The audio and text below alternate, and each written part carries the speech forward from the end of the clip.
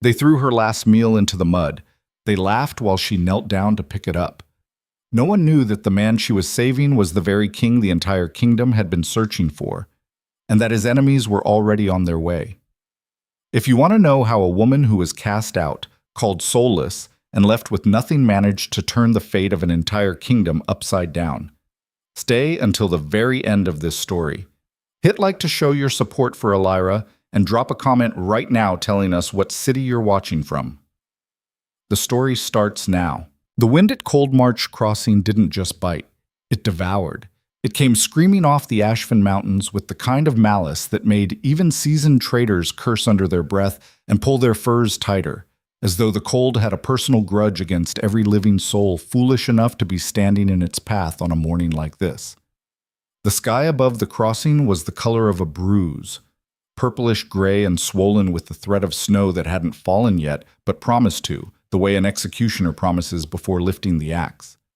The trade road itself was a frozen river of packed earth and wheel ruts, lined on either side by merchant stalls draped in oilskin and smoke-gray canvas. Ice crystals clung to the wooden signs and the hanging lanterns, and the breath of every passing wolf turned to vapor the instant it left their lips. It was, by every measure, a miserable morning. And Elyra Voss had already been awake for 4 hours. She stood at the very edge of the market, not inside it, where the warmth of bodies and cook fires made the cold bearable, but outside it, past the last stall, in the strip of frozen mud that separated the trade road from the tree line. This was her place, not assigned to her by anyone in particular, but claimed by default, the way unwanted things tend to settle into the spaces no one else wants. She had a small canvas sack open in front of her, its mouth turned hopefully upward, and in it sat 3 small items: a carved wooden figure of a running wolf, 2 dried strips of salted elk meat wrapped in coarse cloth, and a small glass bottle of pine resin balm that she used to seal the cracks in her hands when they bled from the cold. She was selling them, or trying to. No one had stopped. In the 2 hours she'd been standing there, 3 merchants had deliberately walked around her. One had looked at her items and laughed, actually laughed, a short bark of contemptuous amusement.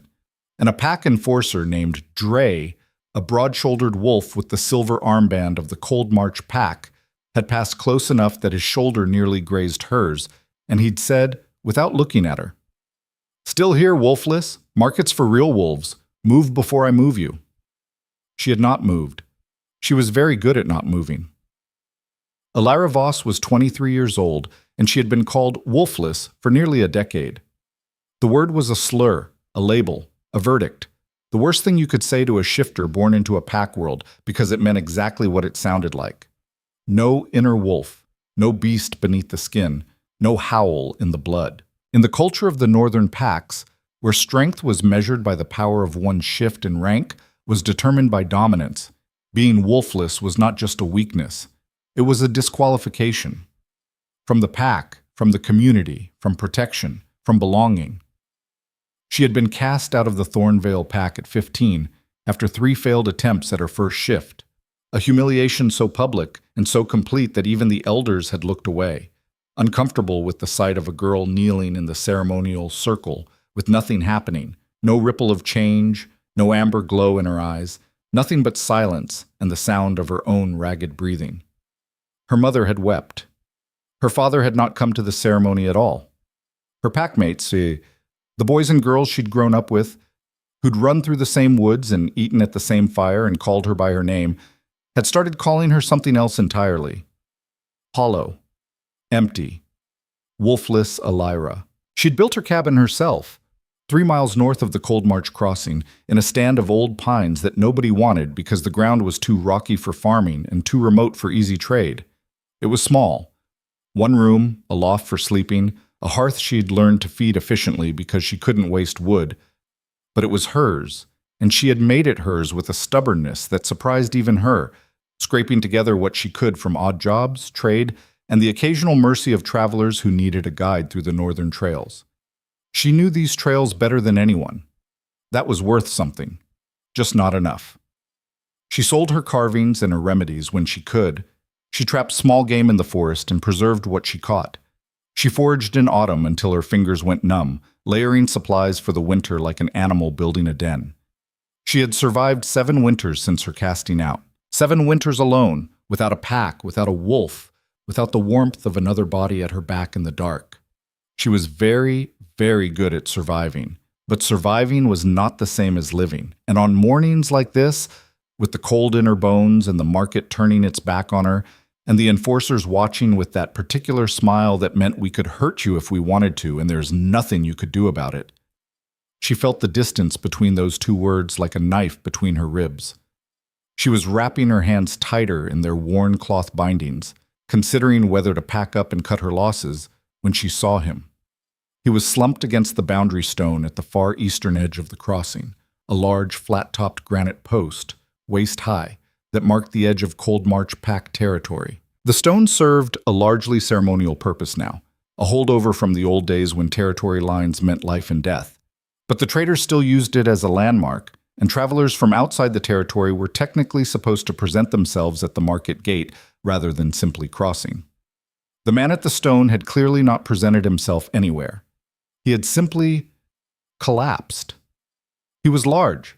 Even hunched over and clearly injured, there was something about the breadth of his shoulders and the length of his legs that registered as significant. The kind of physical presence that, in a pack setting, would have immediately marked him as someone to take seriously. He wore dark traveling clothes, a heavy wool coat, layered, practical, but they were torn in several places, and the tiers were stained with the rusty brown of dried blood. His face was turned downward, chin nearly to his chest, dark hair falling forward and tangled with what looked like ice crystals. One of his hands was pressed flat against the top of the boundary stone, like he'd used it to steady himself and then simply run out of the strength to push back upright. Around him, the morning traffic of Cold March Crossing moved with complete indifference. A merchant leading a loaded pack horse skirted around him without breaking stride. 2 wolf traders in fur-lined coats stepped past him, heads turned away, talking loudly about prices. A woman with a child on her hip glanced at him, then glanced away faster, her expression closing shut the way a door closes when you don't want someone to follow you inside. No one stopped. No one looked. Elyra stared. She was aware, even as she stared, that this was not necessarily her problem. She had her own problems. She had approximately half a day's worth of food left in her cabin, a canvas sack of items she'd failed to sell, and a 3-mile walk home through wind that was currently trying to peel the skin off her face. Taking on additional problems, the kind that came in the form of large, unconscious, bleeding strangers at the edge of pack territory, was, objectively, a terrible idea. She started walking toward him anyway. It wasn't a heroic decision. It didn't feel like one. It felt like the only thing that made sense, in the same way that breathing made sense, reflexive and unavoidable. She'd been the person that people walked past.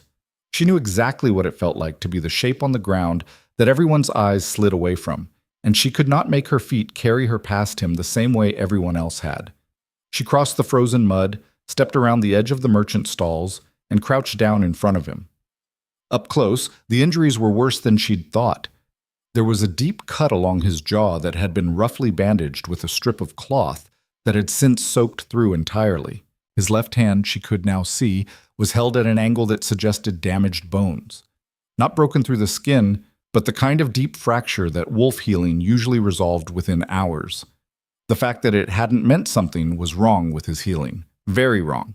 His skin was pale. Not just cold pale, but the grayish pallor of someone whose body was working too hard to keep itself alive and losing ground. His breathing was shallow. His lips were slightly blue. But when she shifted her weight to get a better look at his face, his eyes opened. They were dark. Very dark. A shade of brown so deep it looked nearly black in the gray morning light. And they were sharp. Whatever was wrong with his body, his mind was present, clear, and watching her with an intensity that would have been alarming if she'd had any room left for alarm after everything else she'd already processed. "You're hurt," she said. It was not her most eloquent opening, but it was accurate. Observant.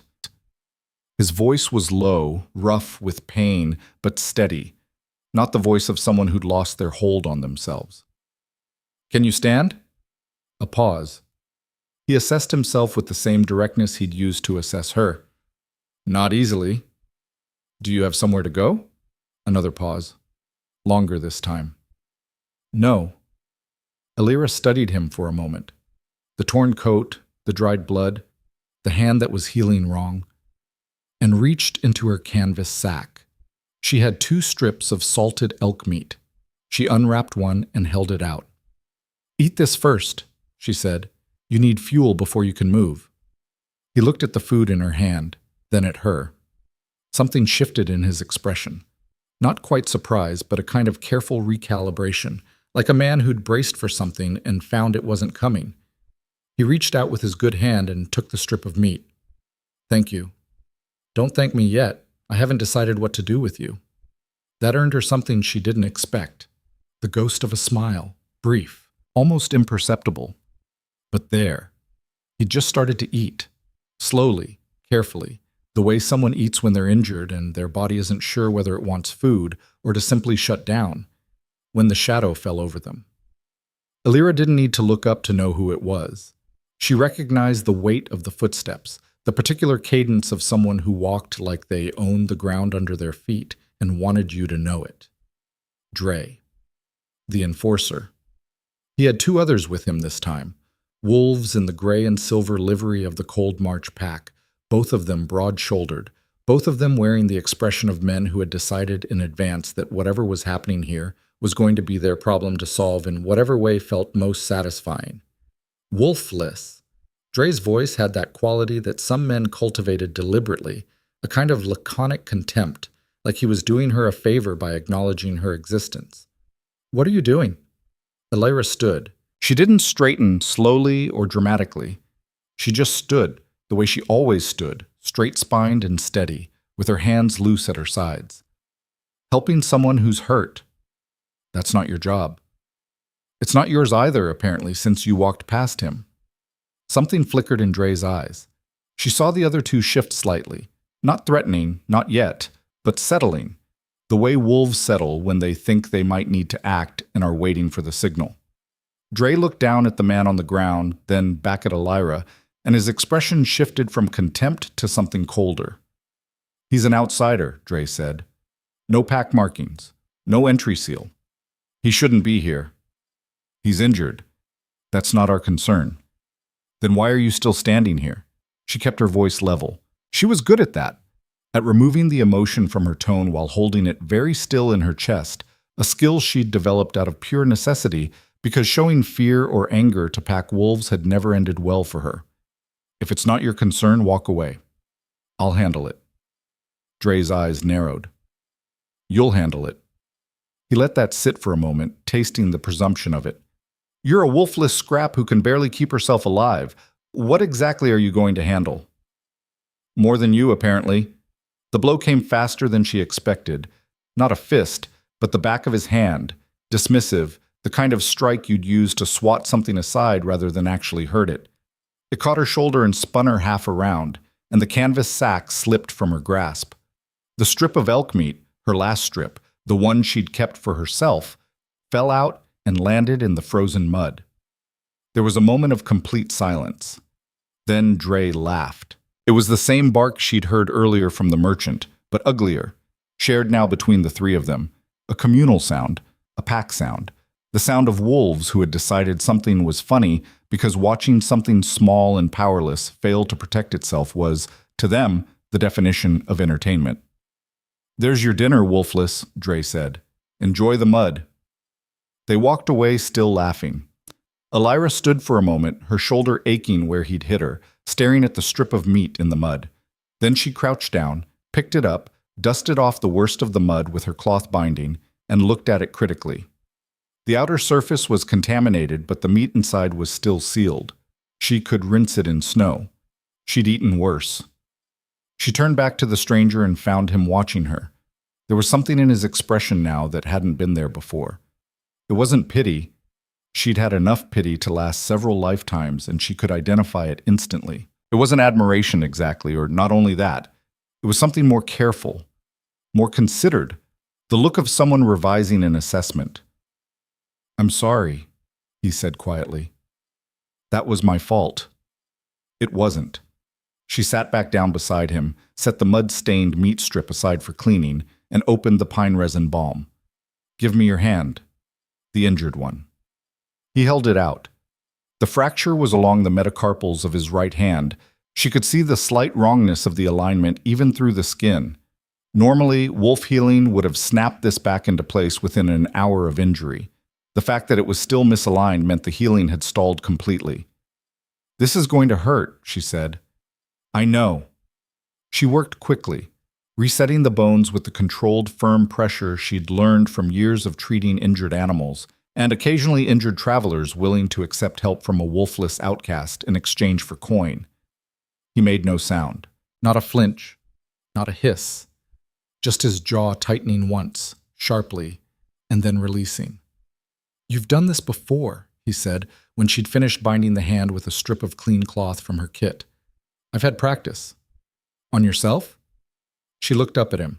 He met her gaze without flinching. Not challenging, just direct. Honest. Curious. In a way that felt genuine rather than intrusive. "Sometimes," she said. She started packing her kit back into the sack. The question of what to do with him was still open, and she was doing the math in her head. The kind of cold, practical arithmetic that life alone had taught her. She had half a day's food, she had a cabin 3 miles north, she had no pack, no protection, and 2 enforcers who now had a fresh reason to resent her. Bringing a strange, injured man home was the kind of decision that could go very wrong in any number of ways she could clearly imagine, and she was going to do it anyway. "My name is Elyra," she said. "My cabin is 3 miles north. It's small and it's cold, but it has a roof and a fire, and you can't stay here." She slung the canvas sack over her good shoulder and looked at him. "Can you walk if I help you?" He considered this with the same quiet seriousness he seemed to bring to everything. "Yes." "Then tell me your name and let's go." "Ronan," he said. And then, as she helped him to his feet, a process that involved more of his weight than she'd anticipated, and one genuinely terrifying moment where she thought they were both going down into the frozen mud, he said it again, softer, like he was testing the word after keeping it locked away for a long time. "My name is Ronan." "Just Ronan?" "For now." She didn't push it. She had learned over years of being someone that people looked past to recognize the difference between a lie and a door that wasn't ready to be opened yet. Ronan's silence had the quality of the latter. A closed door, not a locked one. They moved north together, slowly, into the tree line, and the Cold March market receded behind them with its smoke and its noise and its careful indifference, and Elyra did not look back. The trail to her cabin was one she could have walked in her sleep, which was useful because keeping Ronan upright required most of her conscious attention. He was heavier than he looked, which was saying something given how large he was, and despite his obvious effort to bear his own weight, there were stretches of the trail where she felt the full press of his arm across her shoulders and understood that without it, he would have been on the ground. She didn't comment on this. Neither did he. The forest in winter was quiet in a way that always struck her as different from other silences. Not empty, but held, like the trees were conserving something. The snow from the previous week still sat thick on the branches, undisturbed, and their breath made small white clouds that dissolved almost immediately in the cold air. A raven watched them from a high branch with the black-eyed disinterest of its kind. Somewhere to the east, a woodpecker was hammering into frozen bark with metronomic precision. "The enforcers," Ronan said, after they'd been walking for about 10 minutes. "They do that regularly?" "Often enough." "And the pack does nothing?" "The pack is them." She navigated them around a route that had heaved up through the frozen ground. Cold March Pack is led by an alpha who thinks pack strength means removing anything that doesn't fit. Wolfless wolves are at the bottom of that list. "But you stay." "The forest doesn't care what I am." She said it simply, without self-pity. "The trees don't check for wolf markings before they provide shelter. The land doesn't ask for my rank before it lets me hunt. I stay because this is my home, regardless of what Cold March Pack thinks about that." He was quiet for a moment. "You said wolfless. You mean you've never shifted?" "I mean I have no wolf." She kept her eyes on the trail. Not latent, not blocked, not asleep. Absent. It was the conclusion of 3 pack elders and a traveling diviner, and about 100 other wolves who took turns being disappointed in me. I have no inner wolf. I never will. "And yet you're still here." Surviving isn't a wolf skill, she said. It's a will skill. Mine turned out to be stronger than theirs. He said nothing to that for a long moment, and she was about to shift the conversation to something more practical. Trail conditions, cabin supplies, the question of whether his healing was stalled or simply delayed, when he spoke again, and what he said surprised her. "The enforcers will report this," he said, "taking me in. They'll know where to look." She almost stopped walking. Almost. "Are you telling me there are people following you?" "Possibly." "Possibly," she repeated. "Ronan, before I walk 3 more miles and put you inside my only shelter, is there something I should know about who's looking for you?" Another of his long, considering pauses. "Not yet." "Not yet." She let out a short breath that missed it immediately. "That is genuinely not reassuring." "I know.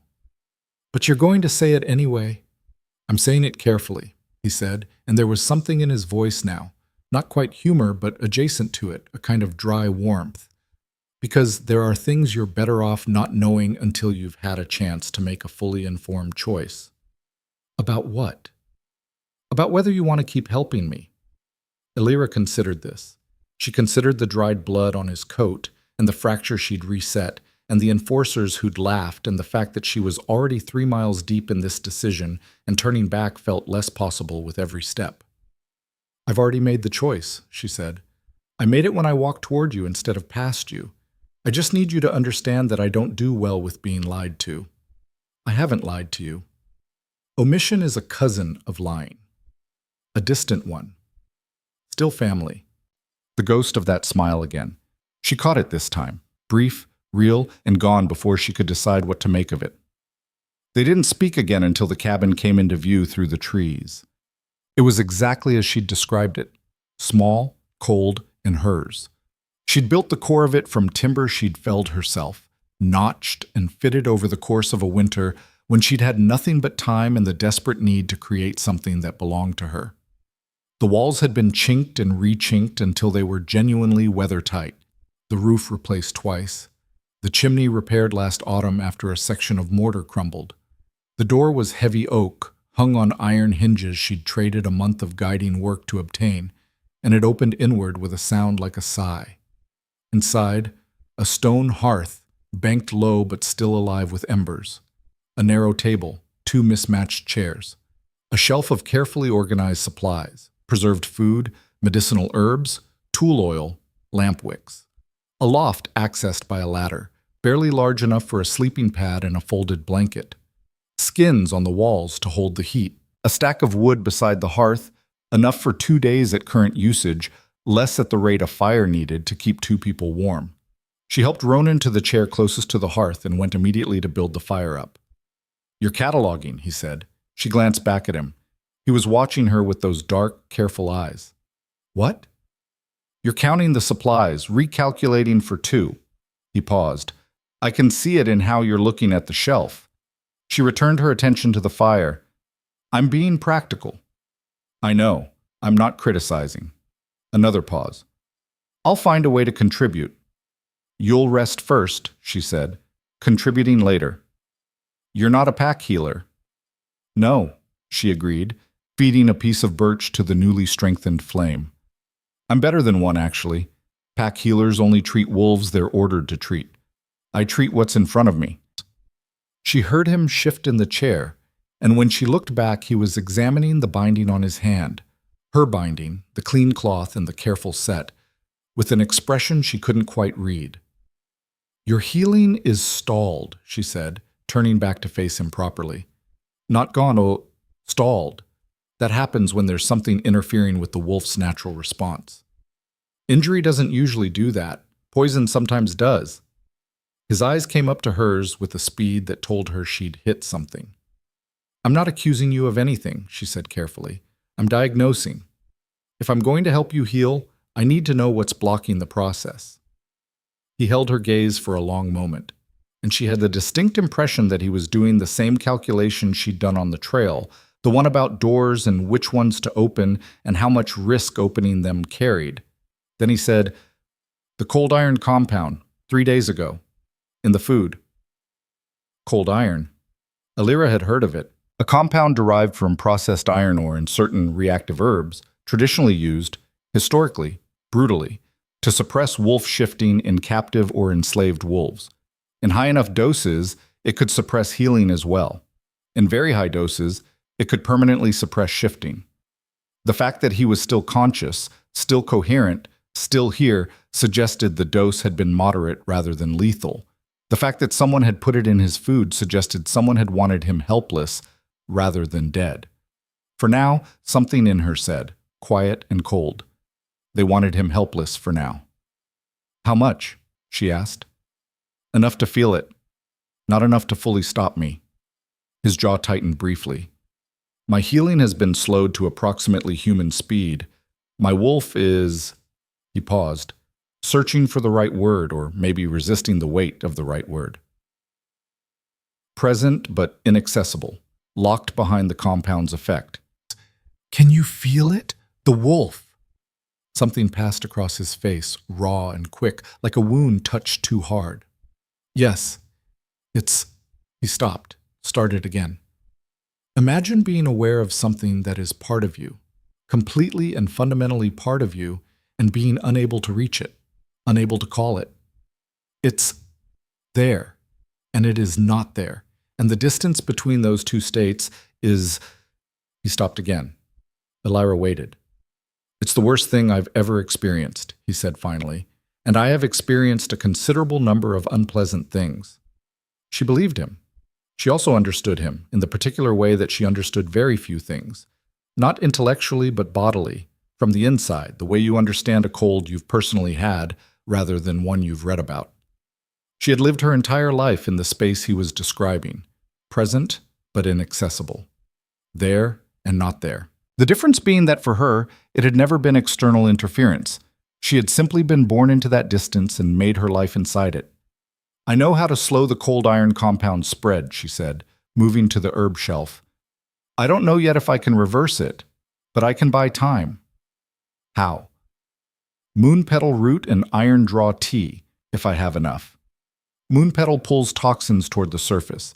Iron draw binds to the compound and helps the body process it out. She was already moving through the shelf, fingers reading the small labeled bags by memory. It's not a cure. It's a bridge. Where did you learn that?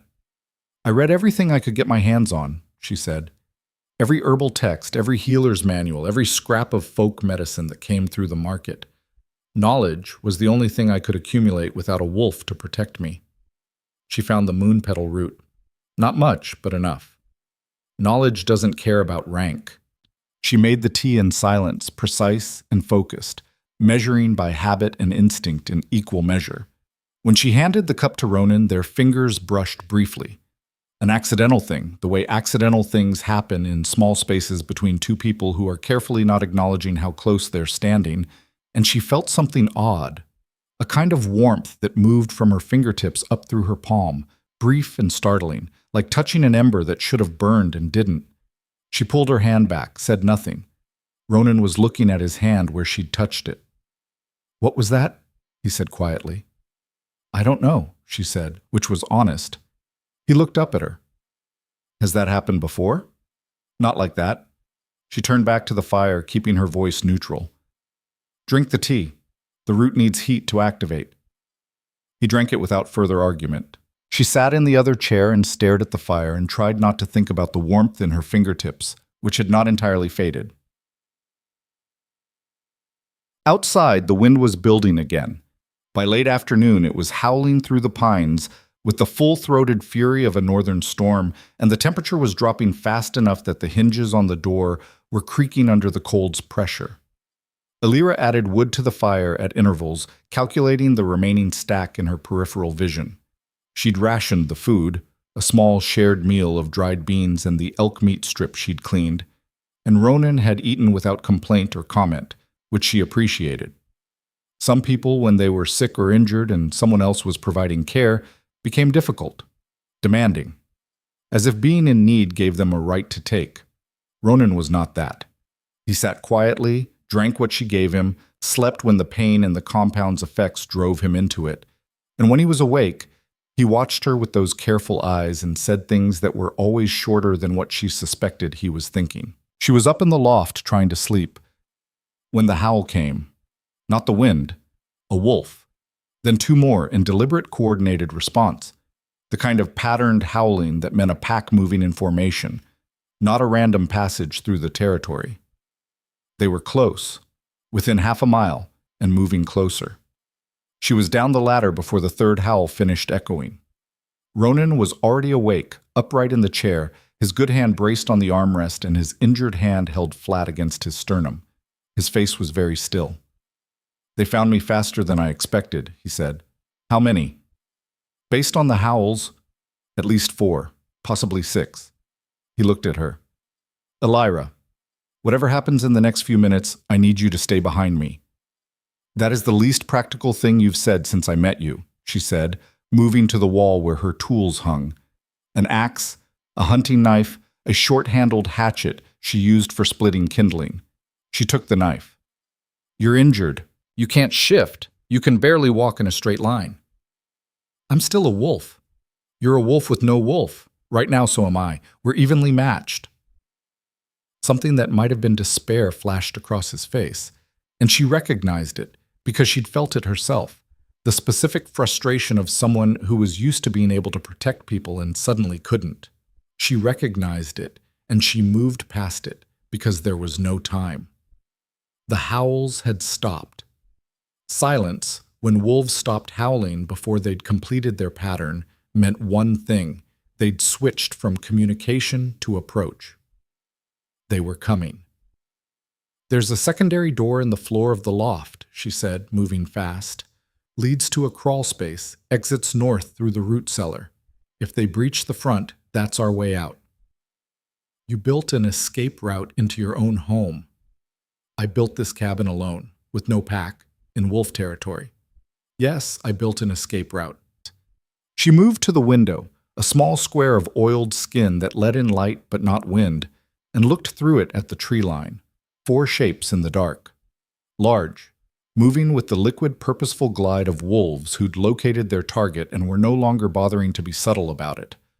One of them had a torch. That was wrong. Wolves didn't carry torches. Torches meant they weren't planning a quick attack. They were planning something else. Something deliberate. Something that required light to witness, or to threaten. "They're not here to kill you," she said, more to herself than to Ronan, working it out as she spoke. "They're here to take you." "Yes," he said quietly. "Alive, I'm still useful to them. Dead, I'm a martyr." He paused. "Elyra, the people following me, they're not random wolves. They're agents of someone who has a great deal of power and no inclination to allow me to simply walk away from what I know." She turned from the window. "What do you know?" He looked at her for a long moment. The fire was lower now, and in the dimmer light his face was all plains and shadow, and the careful, measuring quality in his expression had shifted into something else. Something that looked very much like the decision to open a door. "More than is safe to carry," he said. "And I'm sorry that carrying me brought this to your door." "Don't apologize," she said. "Tell me later. Right now, tell me which direction they'll come from first." "Front and left flank," he said immediately, and she was struck, not for the first time, by the speed and certainty of it, the way he assessed a tactical situation with the fluency of someone who had done it many, many times. "They'll send 2 to the front as visible threat. The flankers will circle for the rear to cut off retreat." "So they know about the north exit?" "They may have scouted the cabin. Or they're just thorough." She moved back to the wall and took down the hatchet as well. "All right, new plan." "What's the new plan?" "We go out the north exit before they finish the circle," she said. "Move fast, move quiet, use the tree line for cover, get north toward the ridge trail. If they're cold march agents, they'll know the lowland trails but not the ridge paths. Those take local knowledge. You know them. I know every trail within 5 miles of this cabin." She met his eyes. "Can you run?" Another honest assessment. "For a short distance, yes." "Short is enough." She moved to the loft ladder. "Come on." Haha. The crawl space beneath the loft was narrow, damp, and smelled of frozen earth and old roots. Elyra went through it first, belly to the ground, pulling the loft door shut behind Ronan once he'd followed. The north exit was a wooden panel set flush with the ground at the base of the root cellar's north wall, camouflaged beneath a layer of packed soil that she'd engineered specifically to look like undisturbed ground from any angle other than directly above. She pushed it open carefully, listened, felt the rush of cold air on her face. The flanking wolves hadn't finished their circle yet. She went first, came up into the dark at the edge of the trees, turned back to help Ronan through the narrow opening. He emerged breathing hard. Even that minimal exertion was costing him more than it should, the compound's interference with his healing doing its work. But he came upright immediately, one hand briefly on her shoulder for balance, then withdrawn. Behind them, they heard the front of the cabin's door boom as something large struck it. "Move," she said. They moved. The ridge trail was 200 meters north and uphill, steep enough that in full health she'd have felt it in her thighs, and in Ronan's condition it was brutal. She could hear his breathing roughen as they climbed, hear the controlled, deliberate effort of someone pushing past significant pain with the sheer force of will, and she slowed fractionally, not enough to stop them, but enough to let him set the pace without feeling pressured to be faster than his body allowed. They were 50 meters from the ridge crest when she heard the howl behind them, not the coordinated pack howl from before. A single voice, sharp and surprised, the sound of a wolf who'd found the crawl space and understood what it meant. "They know," she said. "How far to cover?" 30 meters. She grabbed his good arm. "Together fast, don't look back." They ran. It was not graceful. Ronan ran like a man who was spending something he didn't have and knew it, long-strided and increasingly unsteady. And she ran beside him with her hand still on his arm and her eyes on the ridge crest and every muscle in her body screaming with the cold and the effort. And the howl behind them became 2 howls and then 3, rising in pitch, coordinated, closing in. They hit the ridge crest, and Elyra did something she hadn't done since childhood, when she'd still believed it was possible and hadn't yet learned that it wasn't. She stopped. She turned. She planted her feet in the frozen earth at the top of the ridge and faced the darkness below where the wolves were coming, and she reached somewhere deep inside herself, past the wall she'd built after 15 years of being told there was nothing there, past the silence where her wolf should have been, and found something. Not a wolf. Something else. It came up through her like a sound she'd always been hearing and hadn't known how to name. A resonance, a frequency, a current of something that moved through her blood and out through her skin in a wave of silver light that she hadn't known she was capable of, that she had never in her life produced before, that burst from her palms and spread outward into the darkness like a second moon had briefly touched the ridge. The wolves below them stopped. She heard it, the abrupt silence of pause on frozen earth, the cutoff of howling, and in the sudden quiet, a sound she couldn't quite categorize. Not fear exactly, but something adjacent to it. A pulse of energy from the oncoming wolves that read very much like recoil. Then the light faded, and she was back in the dark and the cold, and her hands were shaking, and Ronan was standing very still beside her, staring at her. "What," he said carefully, "was that?" "I have absolutely no idea," she said, which was also honest. He was quiet for a moment, then, "Whatever it was, it worked." She looked down at her hands. The shaking was already stopping. In her palms, in the creases of the cloth bindings, something still glimmered faintly. A residual warmth, silver pale, like moonlight that had decided to live in skin instead of sky. She looked up at him. He was watching her with an expression she'd never seen on his face before. Not careful, not measuring. Something more open than that. Something that looked, in the dark and the cold at the edge of a ridge trail 3 miles north of the place she'd spent 7 years learning to survive alone. Remarkably like wonder. She folded her hands around the warmth and held it still. "Keep moving," she said. They moved north together into the dark of the deep forest, and behind them, the wolves of Cold March did not follow. The ridge trail led north for miles, into wilderness that became less familiar and more honest with every hour. Terrain that did not pretend to belong to anyone, that answered only to its own cold logic. Elyra walked it in silence, with Ronan at her side, and tried not to think about the light in her hands, or the way it had come from somewhere she'd been certain was empty. She had been wrong about empty before. She was beginning to wonder what else she had been wrong about. The ridge trail north of Cold March did not forgive hesitation. It was not a trail in any generous sense of the word, more a scar in the earth left by generations of deer and wild wolves following the same instinct uphill, a narrow thread of packed soil between rock faces that rose on the left and dropped sharply on the right into a ravine that Elyra knew was deeper than it looked in the dark. She had walked it dozens of times, in all seasons, in conditions ranging from difficult to genuinely dangerous, and she walked it now with the automatic confidence of familiarity, while simultaneously keeping most of her attention on Ronan, who was doing a commendable job of not collapsing but was clearly operating on reserves that were close to empty. His breathing had evened out somewhat in the hour since they'd left the ridge crest. The immediate adrenaline of the pursuit replaced by the slower, grimmer work of endurance. He moved carefully, deliberately, each step placed with a precision that spoke of someone managing pain rather than ignoring it, and he had not asked her to stop or slow down, which she appreciated even as she registered what it was costing him. She hadn't spoken about the light. Neither had he. It sat between them in the dark like a third presence, undiscussed, unavoidable, expanding slightly in significance with every minute they didn't address it. She was aware of it in her hands still, the faint residual warmth in her palms that had no business being there, that she had no framework to explain, that contradicted everything she had been told about herself for 15 years.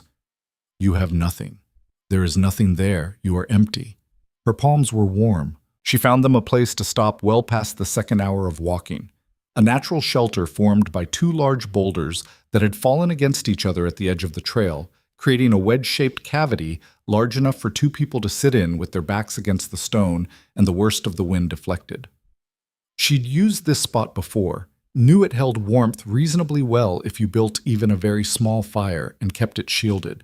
She built one now from the dead branches she collected in under 3 minutes of practice searching, small and smokeless, and sat with her back against the cold stone and let herself breathe. Ronan settled beside her, not close but within the shared radius of the fire's warmth. Tell me what you saw, he said, not demanding, offering. You can say it now if you want. I'm listening. She looked at her hands. A light. From my palms. I don't know what it was. I do. She looked at him. He was watching the small fire with his head slightly tilted, the way someone looks at something familiar they're encountering in an unexpected context. It's called a lunar surge. It's a form of healing energy. Old, very old, the kind of ability that appears rarely and only in specific bloodlines. Pack records call it moon-touched. He paused. Healers with that ability were extraordinarily rare even 300 years ago. The records suggest the last confirmed moon-touched healer died about 200 years back. After that, the ability was essentially considered extinct. Elyra said nothing for a long moment. I'm wolfless, she said. I have no inner wolf.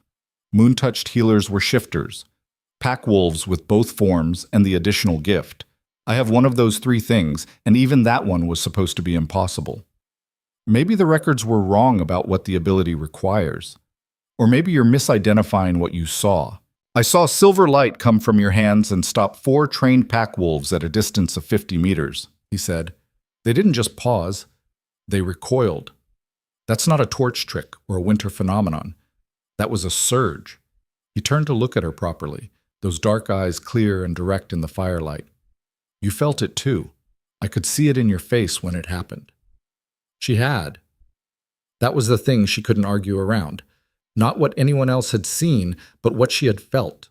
The resonance she'd reached for without knowing what she was reaching toward. The current that had moved through her like a river finding its bed. It had felt like something that had always been there, waiting for the moment she stopped telling herself it wasn't. It's never happened before, she said. Sometimes abilities don't surface until the triggering conditions are met, he said. Extreme stress, immediate threat to someone important. He paused, and she had the impression he was choosing the next words carefully. Someone you're protecting. She let that sit. What does it do? She asked. The surge. Beyond stopping wolves in their tracks. The old records describe multiple applications, he said. Healing, the most documented use. The light carries restorative energy that can accelerate wolf healing, mend internal injuries, slow the spread of toxins.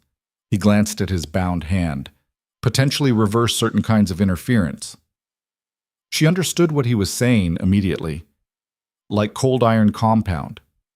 Like cold iron compound. She was quiet for a moment, staring at the fire. The warmth in her palms had been fading with every passing minute, like a candle burning down, and she reached inside for it now, but tentatively, without urgency, like testing a floor you weren't sure would hold your weight. It was still there, smaller, but present. I don't know how to use it, she said. I don't even know how I did it the first time. You were protecting something, he said quietly. That seemed to be sufficient. She turned that over in her mind. It had a logic to it. The resonance she'd felt hadn't been called by intention. It had been called by necessity, by the immediate physical reality of 4 wolves closing in and 1 injured man who couldn't protect himself. She hadn't thought about reaching for it. She'd simply reached, and it had been there. Maybe that was the key. Or maybe she was building theory out of 1 data point, which was exactly the kind of reasoning her survival instincts warned her against.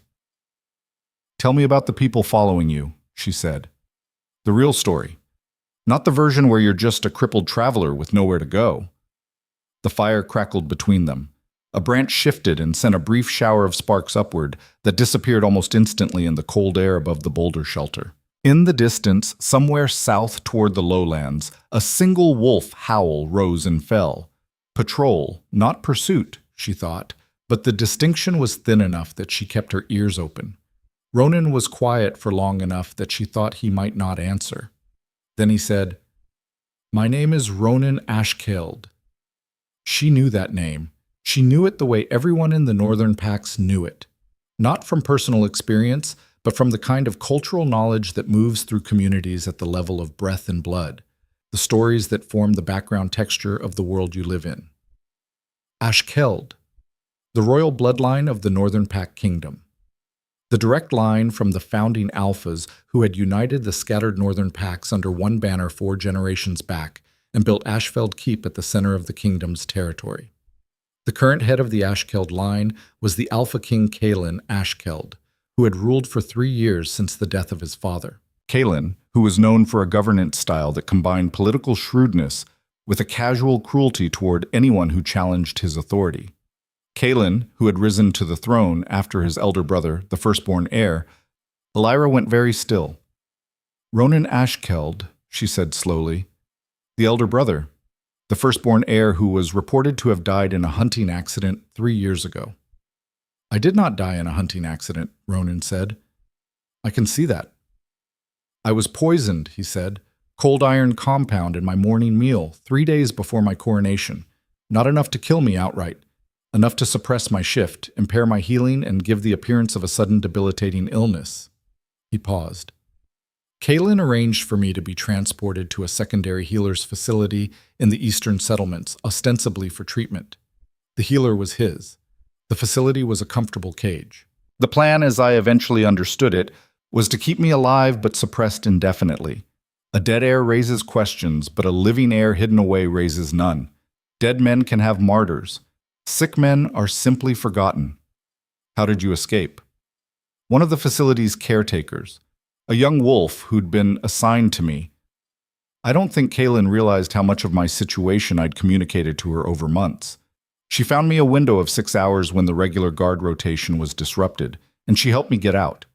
He was quiet for a moment. I don't know what happened to her after.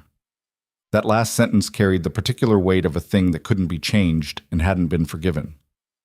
How long were you in there? 2 years and 7 months. She looked at him.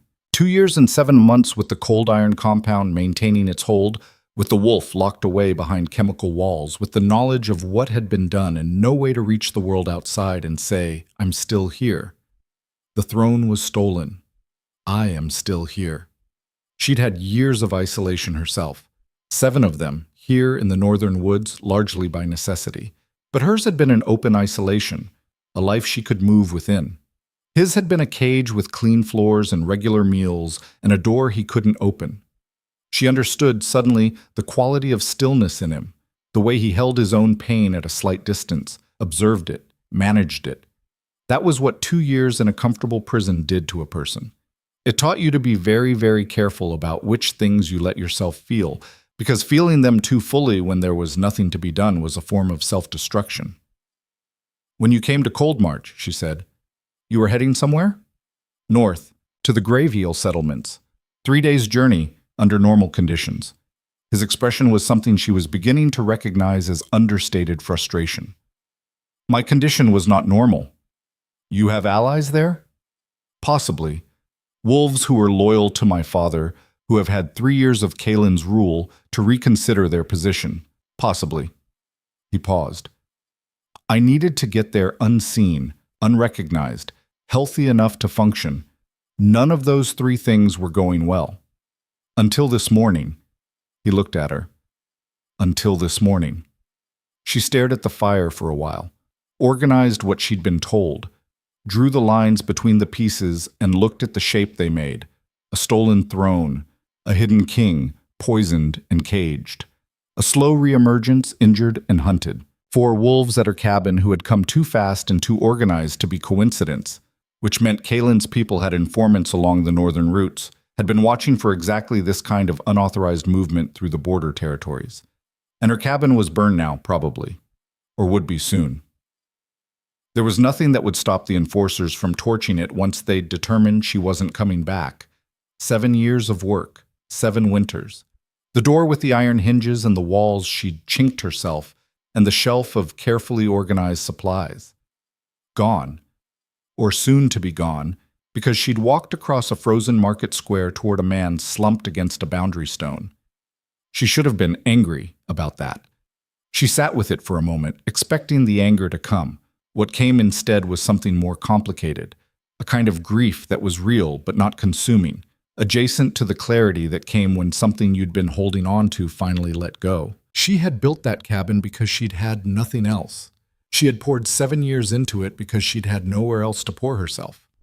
And now she was sitting on a ridge trail in the dark with the rightful king of the northern packs, and light in her hands that she didn't know how to use, and the cabin was already behind her whether she wanted it to be or not. Some doors, once closed, didn't need to be grieved. They just needed to be left behind. I'm coming with you to Grave Eel, she said. Ronan looked at her. Elyra, I have no cabin to go back to. I have no pack that will take me in. I have no supply cache that isn't already compromised. She met his gaze directly. What I have is detailed knowledge of every trail between here and the Grave Isle territory line. A healing ability I'm only beginning to understand, and the fact that I have survived alone in the northern wilderness for 7 years, which means I am better prepared for this journey than most trained pack wolves would be. She paused. Tell me I'm wrong. He was quiet for a moment. In the firelight, she could see the war on his face. Not doubt about her capabilities, she thought, but something else. The resistance of a man who was used to protecting people and was facing the reality that letting her come meant putting her in the path of further danger. You saved my life today, he said finally.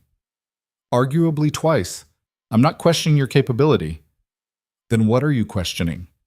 Whether it's fair, he said, to bring you further into this.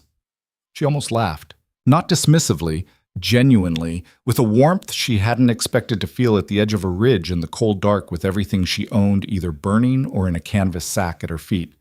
Ronan, she said, I was cast out at 15. I've been called worthless, wolfless, hollow, and worse by people who had every advantage I lacked. I have been not brought into things my entire life. She held his gaze. I would rather be in danger on purpose than safe in a life that was never going to give me anything worth protecting.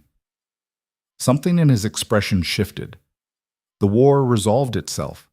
Not dramatically, quietly, the way convictions settle when they've been tested and found intact. All right, he said, together. Together, she agreed. She let the fire burn down and they rested in the shelter of the boulders for what remained of the night, not quite sleeping, not quite waking, and when the sky above the ridge began to lighten from black to the gray violet of early winter dawn, they were already moving. The wilderness north of the Cold March Ridge was a different country than the managed woods around the market crossing. Here the trees were older and denser, the kind of ancient growth that had been left alone long enough to develop its own internal logic. Great pines whose crowns were far above the trail, their lower branches dead and brittle, creating a cathedral effect that was genuinely beautiful when it wasn't trying to kill you. The undergrowth was minimal, but what existed was dense and thorny. The ground alternated between solid frozen earth and treacherous patches of ice over shallow water that looked like solid ground until your foot went through. Elyra had mapped this territory over years of solo travel, and she moved through it with the reading the terrain attentiveness of someone for whom falling wrong in the wilderness was not an inconvenience but a potentially fatal problem. She called out hazards as she identified them. Ice here, go left, root system, high step, drop on the right, stay center. And Ronan followed her guidance without question or comment, which continued to be one of his better qualities. His condition had stabilized somewhat through the night. Not improved. The cold iron compound was still in his system, still suppressing his healing to something approaching human speed, but stabilized. The forward progression of the toxin slowed by the moon petal tea she'd given him and his body's own stubborn insistence on continuing to function. He moved better in the morning light than he had on the ridge trail the night before, the painful deliberateness of his steps replaced by something that approximated his natural gait, though she could still see it in the slight forward tilt he'd adopted to manage the bruised ribs she'd identified and couldn't do much about without more supplies. The wolves that came to the cabin, she said, when they'd been moving for about an hour, and the terrain had opened slightly into a narrow alpine meadow, frozen white and perfectly still. Were they pack enforcers or Kalen's personal agents? Personal agents, Ronan said. Kalen's inner guard. He recruited them from outside the existing pack structure specifically so their loyalty runs to him rather than the kingdom. They don't wear standard pack markings. They carry the cold iron compound as standard equipment. He paused. There are 12 of them. He deployed 4 to search the northern routes. If 4 came to my cabin, does that mean the other 8 are covering the southern and eastern approaches? Most likely. He navigated around a frozen puddle. Which means the northern route is currently his weakest coverage. That's the advantage. And the disadvantage? The northern route in winter is trying to kill us independently of Kalen's people. Fair, she said. They moved in silence for a while, reading the meadow's edges for the trail continuation. The sky above them was still heavy with the promise of snow that hadn't fallen yet, and she could feel the pressure change in the air that meant it was coming, not in hours, but in minutes. The light had that flat, diffuse quality that preceded snowfall, everything equally illuminated, no shadows. He tested you, she said. The thought had been developing since last night, and she let it out now without preliminary. Coming to the market the way you did, slumped against the boundary stone, everyone walking past. You wanted to see what people would do. A beat of silence. Yes. But you were also genuinely injured and couldn't have made it much further anyway. Yes, both things were true. She considered that. You wanted to see if the kindness was real, if anyone would stop without knowing who you were. After 2 years of being kept alive by someone whose loyalty had been bought, he said, I needed to know whether human decency, wolf decency, existed independently of rank and benefit, whether someone would help a stranger who had nothing to offer in return. He paused. You were the only person who stopped. I was the only person who had nothing to lose by stopping, she said. Everyone else had a pack to answer to, a rank to protect. I had neither. You had your last meal, he said quietly. You gave me half of it. Then when they threw it in the mud, you picked it up and gave me the rest. He glanced at her. You had everything to lose. You just valued different things. She didn't know what to say to that, so she said nothing, which she thought was probably the right response. The snow began to fall. It came the way serious northern snowfall always came, not gradually but all at once, as if the sky had been holding it back by sheer will, and finally surrendered. One moment the air was clear and cold. The next it was thick with large, heavy flakes that reduced visibility to 20 meters and began accumulating on every horizontal surface with startling speed. The temperature dropped another several degrees within minutes. Elyra pulled her hood up and recalculated. The storm complicated the journey in several specific ways. It would obscure their tracks, which was good. It would make the trail ahead increasingly difficult to follow, which was bad. and it would lower both of their body temperatures at a rate that the fire in the boulder shelter the previous night had only partially offset, which was potentially serious given Ronan's already compromised physical state. "How far to the first Greyville outpost?" she asked. "If the location I was given is accurate, 2 more days of travel." "In a storm like this, 2 days could become 3, she said, "or more if it doesn't break." She was already running scenarios. "There's a shelter cache about 4 miles northeast, a trapper's hut, abandoned 3 or 4 years back. I found it 2 winters ago and restocked the supply box as part of an agreement with the old trapping network." She paused. "It's a detour, adds half a day. But if the storm holds, we'll need the supplies." "Your call," he said, which she appreciated, not because she needed the validation, but because it confirmed he understood that she was the authority on this terrain and was willing to act accordingly. "Northeast," she said. "Let's move." The storm thickened as they walked, and the world narrowed to the 20 meters of visibility she had and the feel of the trail under her feet. She was reading it now by texture and subtle variations in ground hardness rather than sight, the way you learn to read a trail when you traveled it often enough. She spoke less and focused more, and Ronan matched her silence with his own, which had a quality of trust in it that she noted without dwelling on. They were 2 miles from the trapper's hut, moving through a section of the trail that ran along the base of a long granite outcropping, when she heard the sound. She stopped immediately. Put her hand back to signal Ronan. He went still. The sound came again. Not a wolf. Something smaller, higher pitched, with the specific quality of pain in it that she'd learned to identify over years of finding injured animals in the winter woods. Coming from the outcropping above them, from a ledge she couldn't see through the snow. "Stay here," she said quietly. "Elyra, 30 seconds." She moved to the rock face and found the handholds she needed. The granite was deeply fissured here, almost like a ladder if you knew where to look, and climbed, 8 feet up to the ledge. What was on the ledge was not what she'd expected. It was a young wolf, not a child, but young, late adolescence, she guessed, the particular combination of grown body and unfinished face that marked wolves in the years between first shift and full maturity. He was in wolf form, which explained the smallness of the sound. Wolf vocal cords produced a different quality of distress than human ones. And he was caught. His left rear leg was snagged in a steel cable snare that had been fixed to a bolt driven into the rock.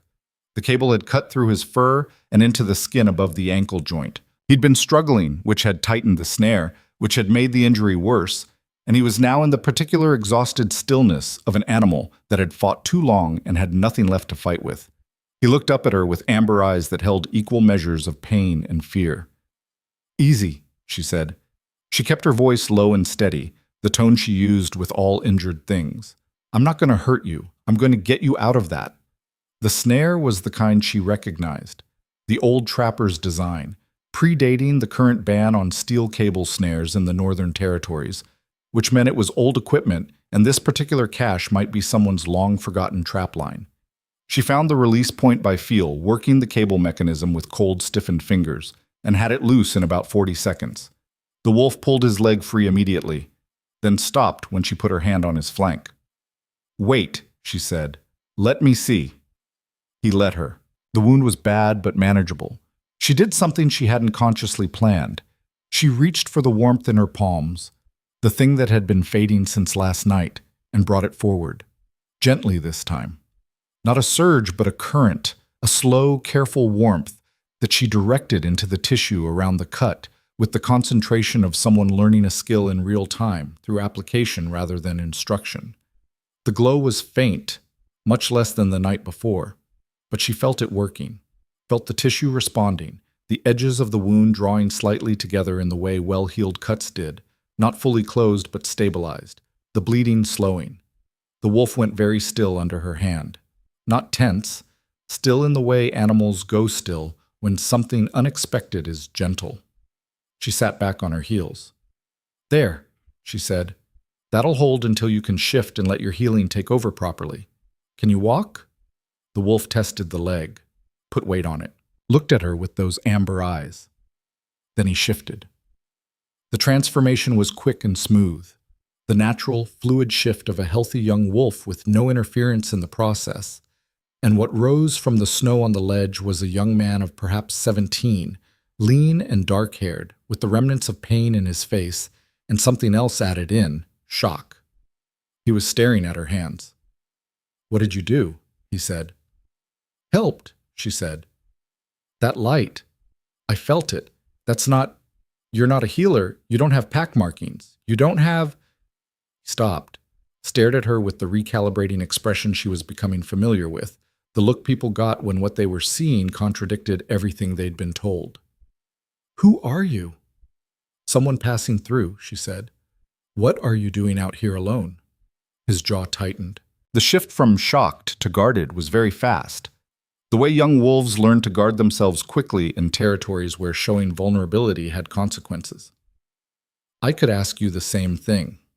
"You could," she agreed, "but I just pulled you out of a snare and healed your leg, so I think the social calculus slightly favors my question." A beat. Then, reluctantly, "My name is Fen. I was running a message for a contact in the Greyville settlements." "Running a message for whom?" His eyes went to her face, calculating, deciding. "For wolves who don't think the current king is legitimate," he said carefully. Elyra held his gaze for a moment. Then she turned and climbed back down to the trail. Ronan was standing where she'd left him. He'd heard everything. She hadn't doubted that. "The boy," she said quietly when she reached him. "He's a courier, working for your potential allies in Greyville."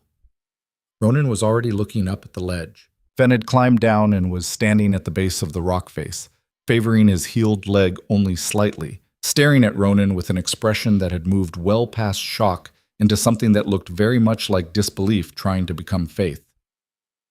"You're..." Fen's voice broke slightly, steadied. "The markings on your jaw, the old wound, the traveling healer in Greyville described..." He stopped, swallowed. "You're Ronan Ashkeld." "Yes," Ronan said simply. Fen stood very still in the falling snow, and the look on his face was the particular look of someone whose understanding of the world has just reorganized around a single new fact. Then he straightened, not the learned formality of a trained court wolf, but the instinctive straightening of someone who understood, bone deep, what they were looking at. "The contact in Greyville," he said. "Lord Commander Aldrich. He's been waiting. He told us..." He stopped again, like the words were too large for the speed at which they needed to be said. "He told us if any of us found you, we were to bring you in ourselves, immediately, without going through the normal message routes." "The routes are compromised," Ronan said. 3 weeks ago, Kalen's people intercepted a courier. They don't know how much was revealed, but Aldrich went dark on the standard channels as a precaution." Fen glanced between them. "I know a secondary route, faster than the main trail. I can take you." Elyra looked at Ronan. He looked at her. The snow fell around them and the wind moved through the old trees with a sound that was almost language, and she was aware, with a clarity that had nothing to do with strategy and everything to do with the particular animal intelligence that survival in wild places develops, that this, right here, this moment, was a turning point. Not the last one. Not even close to the last one, but the first one that was clearly and unmistakably a choice, a place where the story being written by their feet in the snow would branch, and what they chose here would determine what was possible afterward. "Lead the way," she told Fen. "Becca." The secondary route was faster and considerably less merciful than the main trail. Fen moved through the storm-blown wilderness with the slightly reckless confidence of youth and local knowledge, and Elyra matched his pace while staying attuned to Ronan behind her, his breathing, his footfalls, the small sounds of a man managing his body's limits with rigid discipline. She'd tried twice more to access the healing warmth in her palms during the walk. Both times it had been there, but increasingly faint. The resource, whatever it was not unlimited, and the surge she'd released the night before at the ridge had cost more than she'd understood in the moment. She'd managed to direct small amounts of warmth into her fingers when they went numb, and once she'd deliberately pressed her palm briefly to Ronan's bound hand when he stumbled and caught himself against a tree trunk, and felt the light move between them. Thin, attenuated, but real. He'd looked at her hand, then at her face. "Still there," she said. "Still there," he agreed, quietly. Fen brought them to the trapper's hut from a direction she wouldn't have found from the main trail. It sat in a hollow between two ridges, half hidden by overgrown brush that had grown up around it in the years since active use, the kind of location that was invisible unless you knew to look. It was small but solid, the trapper's construction method relying on heavy log walls that were excellent at retaining heat. The supply cache she'd restocked 2 winters back was intact. While she built the fire, larger now, wind be damned, both of them needed real warmth. Fen spoke rapidly about the situation in Greyville. Aldrich had 30 loyal wolves, veterans of the old King's Guard, who had served under Ronan's father and regarded Kaelin's elevation as illegitimate. There were others throughout the kingdom who thought similarly but had not yet organized, either from fear or from the reasonable calculation that opposing a sitting Alpha King without a clear alternative was suicidal.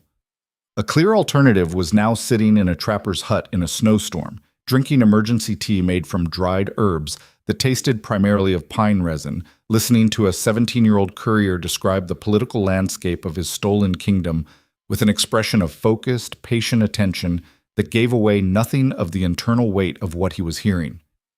But Elyra was watching him, and she saw it. Not in his face, he was too controlled for that. In his hands. The way his fingers curled around the tin cup tightened once, briefly, at something Fen said about Kaelin's reorganization of the old guard. A small movement, the size of a suppressed flinch. She filed it away without drawing attention to it. "Kaelin knows you're out," Fen said when the operational overview had been delivered. "He put out a public announcement 3 weeks after you escaped. Said you'd been found dead in the eastern settlement, confirmed by 2 witnesses. He had a funeral." Fen's voice held the particular flatness of someone recounting something offensive. "He gave a speech about grief." "What did the wolves believe?" Ronan asked. "Most of them. Some didn't." Fen shrugged. "The ones who didn't are the ones Aldrich's been quietly collecting." "How quietly?" "Quietly enough that Kaelin hasn't moved on them yet. Loudly enough that they found each other." Fen looked at him. "They've been waiting for you to come back. They just didn't know if you were going to." "I'm back," Ronan said simply, and the words had a weight to them that went beyond their literal meaning, something that sounded, to Elyra's ears, like a man who had been saying the same thing internally for 2 years and 7 months, and was finally saying it to another living person for the first time. After Fen fell asleep by the fire, exhausted by the day's running and the accumulated stress of a life lived as a courier in dangerous territory, Elyra sat across the hearth from Ronan in the warm dark and said quietly, "What did he say that hit you?" Ronan looked at her. "When Fen was talking," she said, "you went still. Not your regular still. The other kind." He was quiet for a moment. Then, "He said Kaelin reorganized the old guard, replaced the senior wolves." He paused. "There was a wolf named Etta. She served my father for 23 years. She was the one who first taught me to track when I was 6 years old." Another pause, shorter. "Kaelin retired her. She lives in the western lowlands now, stripped of her position, alone." Elyra said nothing. She understood the calculus of what he was carrying. Not just his own imprisonment, not just the stolen throne, but the cascade of damage done to everyone who had been connected to him. The people displaced and diminished and hurt, not because of anything they'd done, but because they'd been his. "You're going to try to fix all of it," she said. "Not all of it," he said. "The parts I can. Starting with the throne. Starting with the throne." She looked at the fire for a while.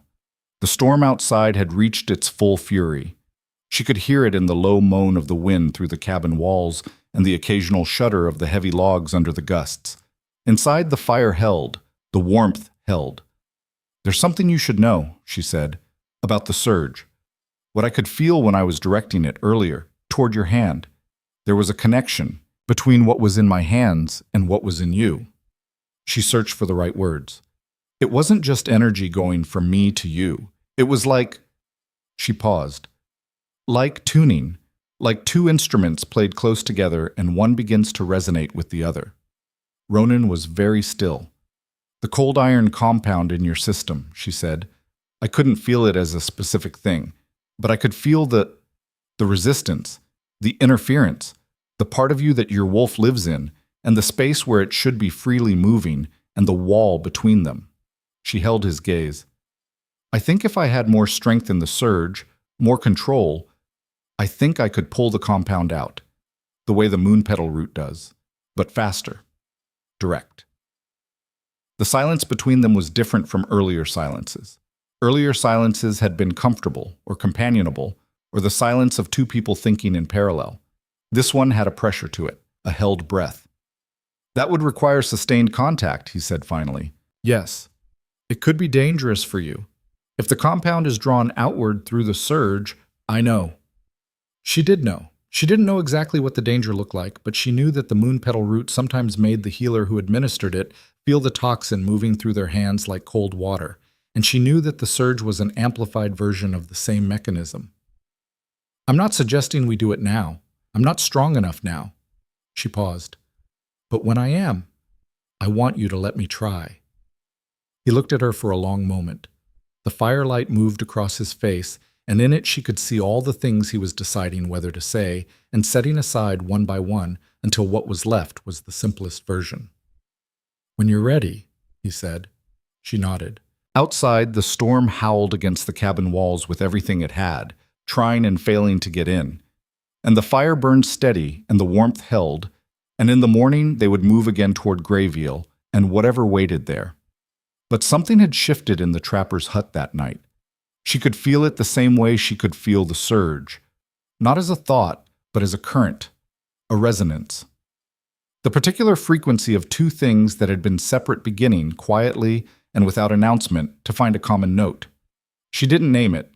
She put more wood on the fire and sat in the warmth and listened to the storm and felt it hum in her hands long after she'd decided to sleep. In the deepest hour of the night, when Fen was sleeping soundly and the storm had dropped to a low, continuous moan, Elyra came awake all at once. Not from a sound, from an absence of one, the particular silence that fell when something in the environment stopped moving. She'd learned that kind of waking in her first winter alone, when the forest sounds that were white noise while you slept could become signal when they disappeared. She was off her bedroll and at the window in 3 seconds, looking through the ice-fogged gap in the boards. The storm had dropped, not ended, dropped suddenly to almost nothing, the way storms sometimes paused between fronts as if gathering themselves.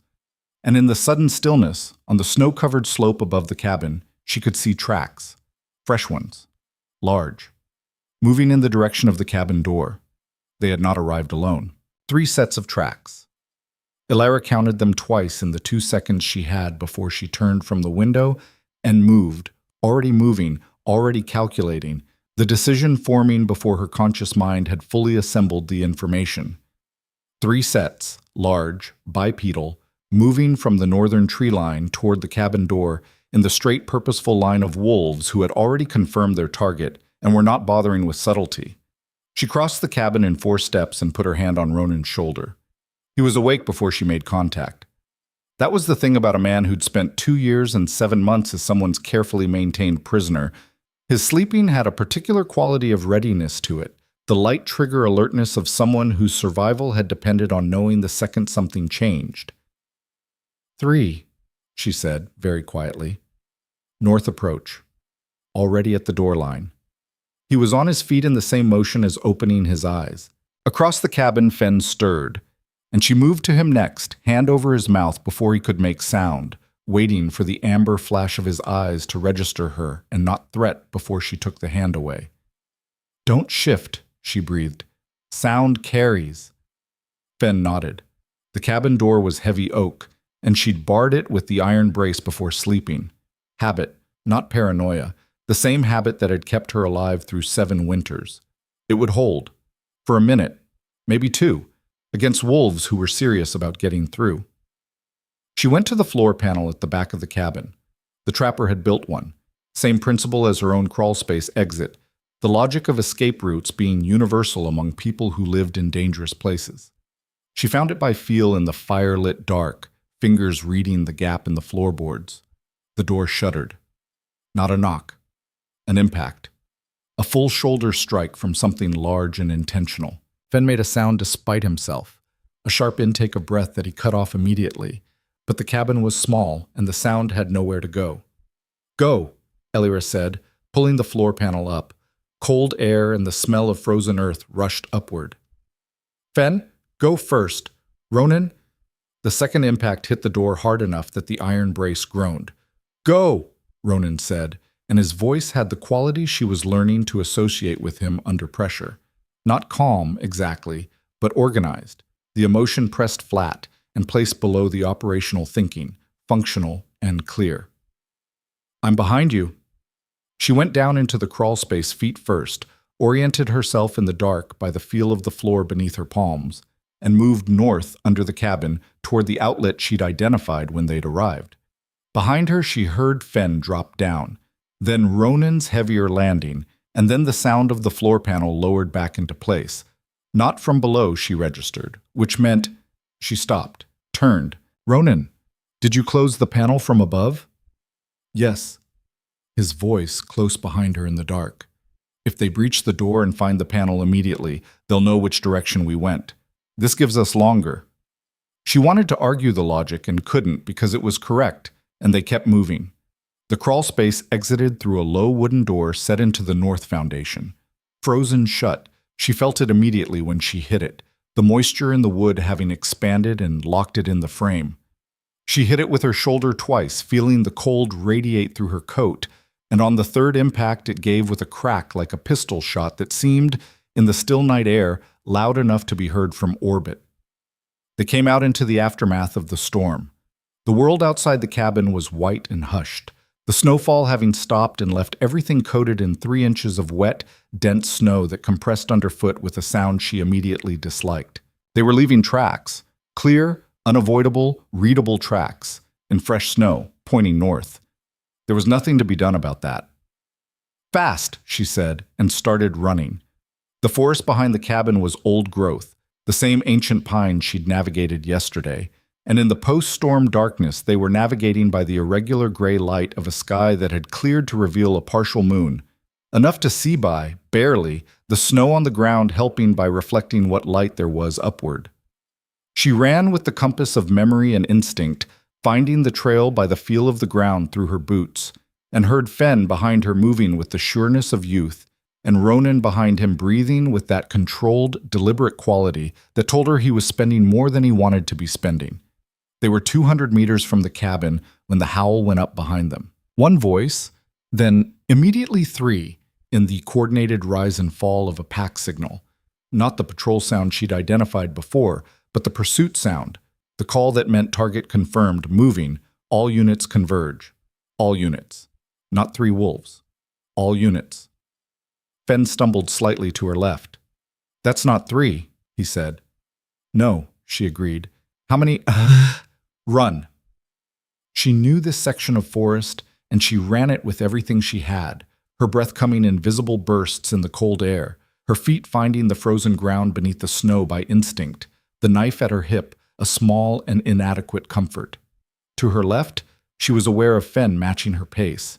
He was fast, young wolf fast, and she was grateful for it. To her right and slightly behind, Ronan. She risked a glance back. He was keeping pace. The cost was written in his face, jaw set, eyes forward, every line of his body communicating the specific language of someone overriding their body's requests. But he was moving, and he was keeping pace, and that was what mattered. The howls were getting closer. Left fork, she called, taking it without breaking stride. A divergence in the trail she knew was there. A path that looked like it dead-ended against a rock face but didn't. That curved sharply behind the granite and continued northeast toward higher ground. A path that wolves unfamiliar with the terrain wouldn't take because the false dead end was convincing. She heard the pursuit behind them take the right fork.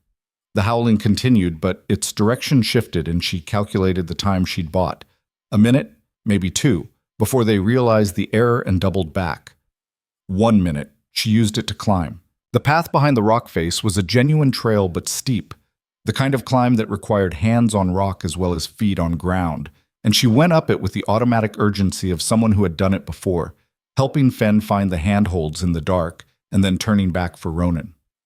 He came up the rock face with a concentrated efficiency that she suspected was costing him significantly, and she got her hands under his arm for the last 4 feet of the climb, and they came over the top together onto the ridge path that ran northeast and vanished into the dark of the high forest. They ran. The ridge path saved them. Not immediately.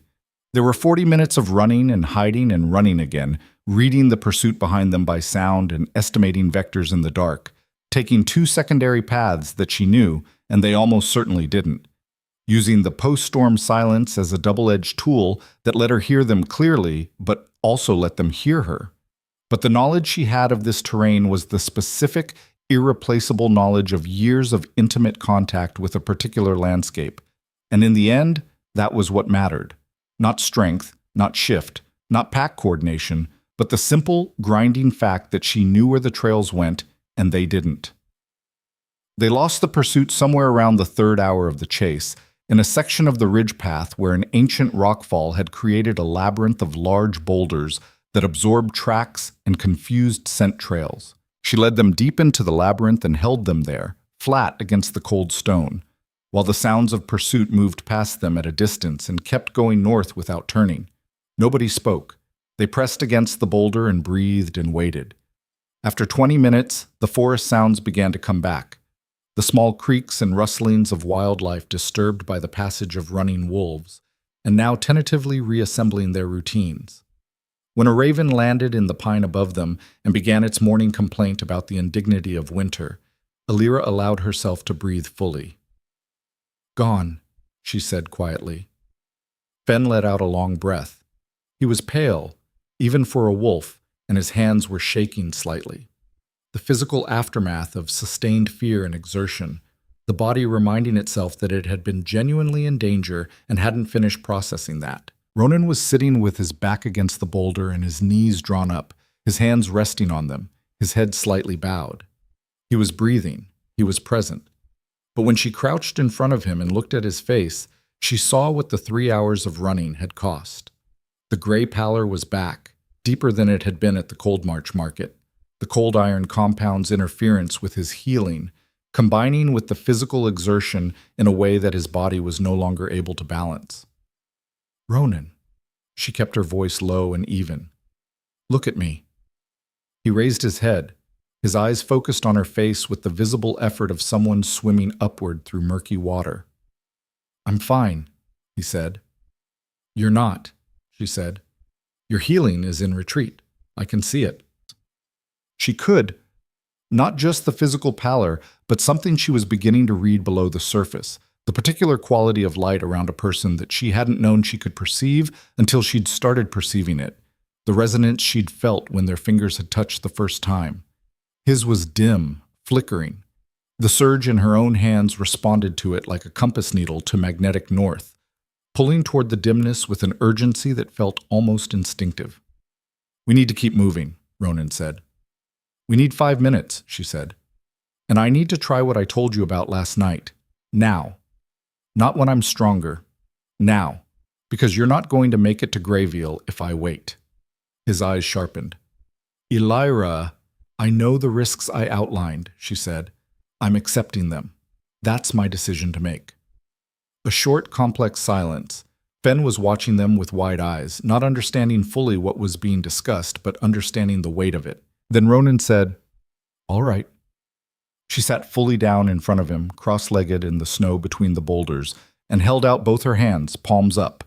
He placed his hands in hers, the bound injured one and the uninjured one, and she felt the contact like a circuit completed, the warmth in her palms rushing forward immediately, more present than it had been in hours. She closed her eyes, and she reached. What she found inside the connection was not what she'd expected. She'd expected resistance, the wall of the cold iron compound, the chemical interference, the blocked passage between Ronan and his wolf. She'd expected to find those things as obstacles, as walls to push against. And they were there. She could feel them, a heavy cold presence in the spaces of the connection that ran counter to the warmth of the surge, inert and stubborn, the particular malice of something designed by human hands to unmake a natural thing. But below the compound, below the wall, his wolf. She hadn't expected to be able to feel it. She hadn't thought the surge would reach that deep. But it did. And what she found there was not the quiet, sleeping presence she might have imagined. It was alive. Fully and completely alive, raging against the walls of its containment with an intensity that took her breath away. Not wild or mindless, furious, in the precise, purposeful way of something that knew exactly what had been done to it and had been cataloging every detail for 2 years and 7 months, and had not, for a single moment, stopped trying to get out. The wolf felt her reach. She felt it feel her. Felt the reversal of direction, the sudden rush of something pressing toward her from the other side of the wall. Not aggressive, not threatening, but enormous, like a tide that had been held back by an inadequate dam and was leaning against it with everything it had. I know, she thought, and wasn't sure if she was thinking it or saying it. I know. I'm here. I'm working. She directed the surge inward and downward through the connection, not as a burst this time, but as a sustained current. The difference between throwing a bucket of water at a fire and laying a pipe to it. She could feel the moon petal chemistry in her own system helping, the herb she'd been drinking in tea for a day functioning as a kind of amplifier, and she followed the cold iron compound through the connection the way you follow a river upstream, tracing its presence from where it manifested in his body back toward its source, in his blood. The cold iron resisted. It pushed back. She felt it as a real sensation, a coldness that moved up through the connection from his hands into hers and started climbing her wrists, and she understood immediately what the danger was. The compound didn't simply sit passively in a host, it was reactive, and when something moved against it with sufficient force, it moved back with the same force. Drawing it out through the surge meant pulling it through herself. It was going to hurt. She kept pulling, the cold reached her elbows. She heard from very far away Ronan's voice saying her name, once, sharp, with a quality she recognized as the beginning of alarm. And she tightened her fingers around his hands and held on and kept her focus inside the connection, kept the current running, kept the warmth pushing against the cold. Her jaw was tight, her hands were shaking. In the part of her mind that was still external and observing, she registered that Fenn was on his feet beside them, saying something in a rapid undertone that she couldn't fully process. The cold reached her shoulders, and then it broke. Not gradually, all at once. The wall came down in a single cataclysmic internal moment that she felt as a crack, something enormous giving way. And through the gap, the warmth she'd been pushing finally poured, and what poured back in the opposite direction hit her like a wave. The cold iron compound moved out of him in a rush that she felt through every point of contact, cold and nauseating, and she held on and breathed through it, and let it move through her and out through her palms into the frozen ground beneath her, where it dissipated harmlessly. Then it was over. She came back into her body slowly, the way you come back into a room after being outside in extreme weather, awareness reassembling itself piece by piece. Her hands were still in Ronan's. She was shaking violently. The cold that had climbed her arms was retreating, her body's warmth reclaiming the territory as the compound's presence cleared. Her head was pounding with a specific intensity that she categorically declined to describe as pain because there was nothing she could do about it, and labeling it wouldn't help. She opened her eyes. Ronan was staring at her. His eyes were different. That was the first thing she registered, not a cosmetic difference, but a fundamental one. The quality of his gaze changed in a way that was unmistakable. Before, his eyes had been sharp and clear but contained, like a lantern burning steadily behind glass. Now the glass was gone. The light was direct. His eyes were fully, completely, blazingly amber. The mark of a wolf whose connection to their other nature was present and functional and free. "It worked," she said. Her voice came out rougher than she intended. "It worked," he said. His voice had changed too, lower, fuller, the quality it had carried before, that slight flatness of suppression, the wolf trapped below the surface and leaking through in small controlled bursts, was gone entirely. What was left was the full version of what she'd been hearing fragments of, and it was considerable. Fenn made a sound. She looked at him. He was staring at Ronan with the expression of someone watching a story they'd been told their whole life materialize in front of them. Ronan straightened, and even that simple movement was different. The ease and fluidity of a man fully reconnected with his own body. The subtle wrongness of his posture for the past 2 days resolved into something she could only describe as complete. The bruised ribs were still there. The physical injuries were still there.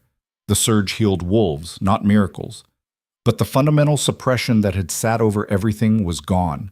And what was present in its place was a presence that she registered not just visually, but physically, in the hairs on her arms and the back of her neck, the specific frequency of an alpha wolf in full command of himself. She became suddenly aware that she was still holding his hands. She let go. He looked at his hands, then at her. Then something crossed his face that she had no reference for, something beneath the tactical and above the emotional, and he said, "How do you feel?"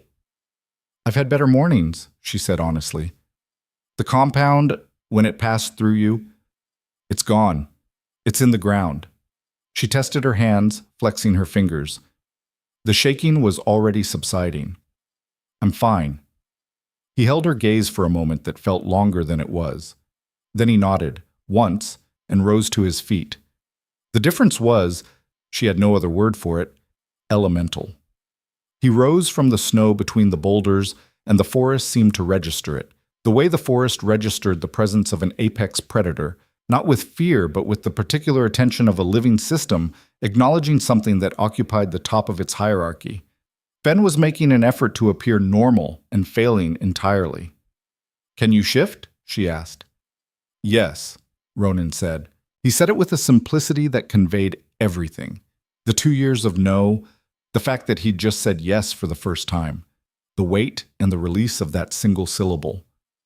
"Don't," she said immediately. "Not yet. The physical injuries need more time, and I need more time to rebuild before I can help. Shifting in an injured state will make the injuries worse." "I know." He was already recalibrating. She could see it, the tactical mind reassembling priorities now that the immediate physical crisis had resolved. "We need to reach Greyville before Kalen's agents regroup. Fen, how far?" Fen snapped back to operational mode with visible effort. "Half a day at pace, maybe less if the eastern pass is clear after the storm." "Lead us," Ronan said. Moshem. The morning was cold and clear. The post-storm sky a hard, brilliant blue above the pine canopy that was almost aggressive in its brightness after the gray murk of the previous days. They moved fast, and they moved in silence, and the quality of their forward momentum had changed entirely. Where before they had been 3 people fleeing, now they were 3 people moving towards something, and the difference manifested in every step. Elyra moved at Ronan's left shoulder, slightly behind, where she'd been since they'd started. And she registered, with the clinical part of her mind that cataloged these things, that the resonance between them had changed since the healing. Before, it had been like 2 instruments playing in the same key. Now it was something closer to harmony, her warmth and his presence occupying adjacent frequencies, distinct but related, responding to each other in small continuous adjustments that she was fairly certain neither of them was entirely conscious of making. She was thinking about this, which was probably why she didn't hear the wolves until Fen did. He stopped so abruptly she nearly walked into him. His head came up, the sharp, automatic alert of a young wolf's ears catching a specific sound, and he turned to his right, toward the valley below the eastern ridge, with an expression that moved rapidly through several stations before arriving at something she could only read as complicated.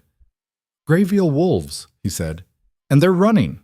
Not pursuit, not patrol. The sound that reached her a moment later, once she knew to listen for it, was different.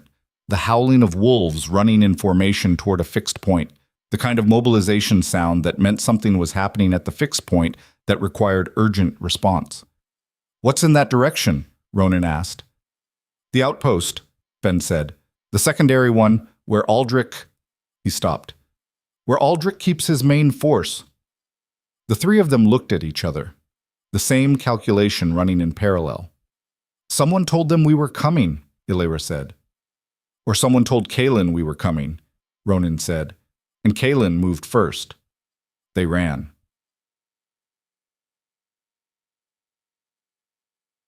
The eastern ridge dropped sharply toward the Greyvale Valley, and coming down it at speed in post-storm conditions was exactly as treacherous as it sounds.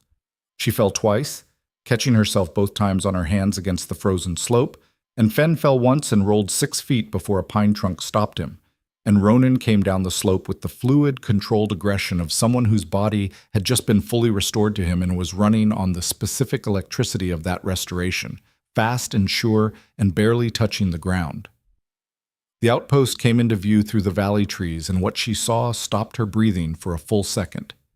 It was a solid structure, a fortified longhouse built into the valley's north face, with a secondary building and a palisade fence, and it was surrounded. Kaylin's inner guard had arrived before them, and they had arrived in force. She counted 8 wolves in the clearing around the palisade, and there were almost certainly more inside or in the tree line. The outpost's gate was closed, and she could see the marks on the wood where something large had already struck it. Inside, the Greyvale wolves were making noise, raised voices, the clash of metal, the specific sharp sounds of people defending a position they hadn't expected to need to defend this soon. Fen grabbed Ronan's arm. The east door. There's a secondary entrance on the valley face. Aldrich builds them everywhere. He's paranoid, which right now is the only reason anyone in there is still alive. If we can... How many wolves does Aldrich have inside? Ronan asked. 20, maybe 25. Against 8 outside that we can see. Ronan's eyes were moving across the clearing in the systematic pattern of a tactician reading ground. They're not assaulting yet. They're waiting. For what? Elyra asked. For the contingent that was chasing us, he said. They're holding position until reinforcement arrives. Then they'll take the gate by force. He paused. Which means we have whatever time remains before that contingent reaches here. The calculation was brutal in its simplicity. 3 of them, including 1 young courier and 1 wolfless woman, against 8 professional pack soldiers on open ground. The numbers were bad. The timing was worse. Ronan turned to her, and she saw in his face the thing she'd expected to see. Not doubt, not hesitation, but the look of someone who was about to ask something significant and was measuring whether the asking was fair. I need you to do something, he said, and I need you to know that you can refuse. Ask, she said. Not the surge, he said. Something different. I need you to walk into that clearing. She went very still. Kaylin's inner guard, he said. They have orders to take me alive. They don't have orders about you, which means to them, you're a variable. An unknown. His voice was steady and deliberate. If you walk into that clearing openly, not running, not threatening, they'll stop. They'll need to assess you. They'll need to decide what you are and what to do with you. That gives me 30 seconds on the eastern approach. 30 seconds, she said, to reach the east door, to get Aldrich's wolves organized for an internal response while the guard's attention is split. She looked at the clearing.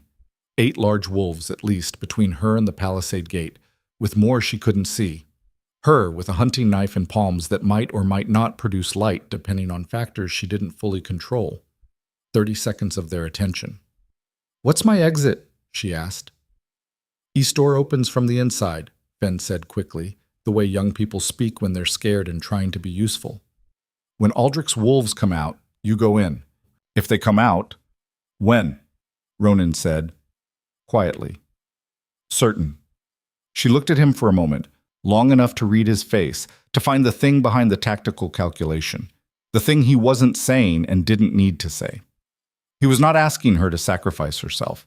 He was asking her to be the distraction because he'd watched her manage exactly this kind of attention. The weight of pack wolves who thought they were looking at something small and harmless. For 2 days, and understood, with the specificity of someone who had been paying close attention, that she was very good at it. She'd been being underestimated her entire life. For the first time, that was an advantage. 30 seconds, she said. Don't waste them. She walked into the clearing. She walked the way she'd always walked, straight-spined, unhurried, hands loose at her sides, as if she were crossing a market square on an ordinary morning and the 8 heavily armed pack wolves standing between her and the palisade were simply other shoppers she'd need to navigate around. She walked like she belonged, which was the oldest trick she knew, the one she'd developed at 15, standing at the edge of markets where everyone's eyes told her she didn't. The effect on the inner guard was exactly as Ronan had predicted, and slightly better than she'd hoped. The first wolf who registered her presence, a broad-shouldered female in the dark traveling coats of the guard, actually took a step backward, because the sight of a single human form figure walking calmly toward 8 armed wolves in a clearing that should have contained nothing but trees and snow violated enough behavioral expectations that the brain needed a moment to reboot. That moment of reboot was contagious. The female's reaction propagated outward through the guard formation as eyes tracked toward the unexpected variable, and for 3 or 4 seconds, the entire collective attention of 8 trained wolves was oriented toward Elyra Voss, walking calmly across the snow toward them with her hands at her sides. She kept walking. "Stop," the female guard said. Her voice had found its authority again, the reboot complete, the system reasserting itself. "Who are you?" "Someone who's cold," Elyra said pleasantly, and kept walking. "Stop." Less pleasant this time. "This area is restricted. Identify yourself and your purpose." Elyra stopped. She put 15 feet between herself and the nearest guard wolf and planted her feet and looked at them with the expression she'd perfected over a decade of being looked at by people who thought she was nothing. The expression that looked like nothing much, and was actually the face of someone making very careful calculations while appearing to make none. "My purpose," she said, "is to get through that gate." "That's not going to happen." "It might," she said. She tilted her head slightly. "You're Kalen's people. Inner guard." She let a beat pass, watching their faces, watching the calculation in the female wolf's eyes about what to do with a human-formed stranger who was showing no fear and should be showing quite a lot of it. "You've been following us from Cold March, 3 nights, 2 storms. You're tired." She kept her voice conversational, the way someone speaks when they're simply observing facts. "Your reinforcement contingent is at least an hour behind you. And the wolves in that building," she gestured toward the palisade, "have had all night to prepare a reception." "How do you know about the contingent?" the female said sharply. "Because I've been listening to you coordinate for 2 days," Elyra said. And then, quietly, with the precise timing she'd developed from years of delivering difficult truths to people who didn't want to hear them. "And so has he." She watched their eyes move to the eastern face of the palisade wall. She heard the east door open.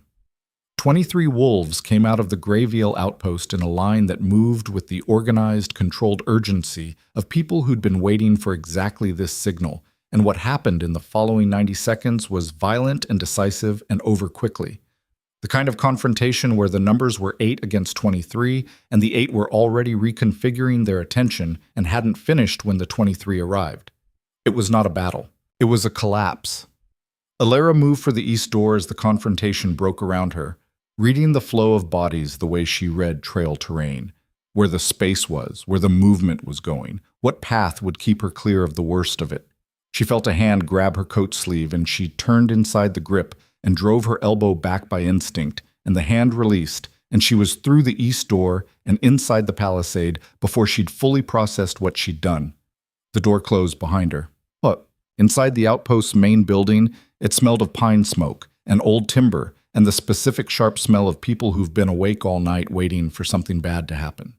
The interior was long and low-ceilinged, with a central hearth that had been burning for hours, and wolf form and human form figures moving around it in the organized efficiency of people who'd been running drills. A man stood at the center, watching the east door when she came through it, and he was exactly what she'd have expected from a Lord Commander who'd spent 3 years in careful, paranoid preparation for this moment. Large, gray-bearded, with the still eyes of someone who had survived long enough to develop patience as a weapon. Lord Commander Aldrich. He looked at her. "The healer," he said. Not a question. "Elyra Voss," she said. "Ronan is outside. He's well. He'll be through that door in approximately—" The east door opened. Ronan came through it with the young wolf who'd coordinated the sally, one of Aldrich's senior wolves, she guessed, from the command efficiency with which he was already reporting. Ronan listened without stopping, his eyes moving across the interior of the building, cataloging, assessing, the amber light of his eyes fully present in the firelit room. Then he saw Aldrich. The Lord Commander looked at Ronan for a long moment. His face went through something, She watched it, the movement of 3 years of held faith and maintained work, and the specific private grief of a man who'd believed in something and kept believing without confirmation, confronting the confirmation. Then he did something she hadn't expected from a grizzled wolf who'd spent 3 years in paranoid preparation for a war. He went to one knee. He said, "My king." The room went quiet. The wolves around his hearth, veterans of her father's guard, couriers, fighters, support wolves, each followed in turn, in the ripple pattern of a pack acknowledging its head. Not the performed formality of court ritual, the instinctive bone-level recognition of a pack finding its center. Elyra stood at the edge of the room and watched Ronan's face. He received it without flinching, the weight of it, the restoration of it, the reality of 23 wolves going to their knees in acknowledgement. But she saw what it cost him to receive it simply, the control required to hold the emotion at distance long enough to use the moment correctly. He reached down and brought Aldrich back to his feet with his good hand, and said something quiet that she couldn't hear, and Aldrich's face changed when he heard it. Then Ronan turned and looked across the room at her. The moment had a specific quality she'd never experienced before. The feeling of being seen by someone whose seeing meant something, being held in someone's attention not as a problem to solve or an obstacle to manage or a charity case to pity, but as a person who had changed the shape of what was possible. She managed to hold his gaze for about 3 seconds before she looked away, which was when Aldrich, following Ronan's look, turned and assessed her with those quiet, long-practiced eyes and said, "This is the wolfless wolf."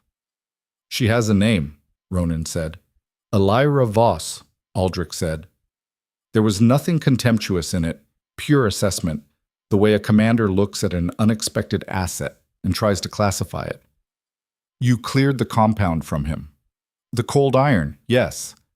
I was told that was impossible without a pack healer of the first rank." "I'm not a pack healer of any rank," she said. "I'm apparently something else." Aldrich looked at her hands. He said nothing for a moment, and in that silence she heard the particular quality of a man revising his operational assumptions.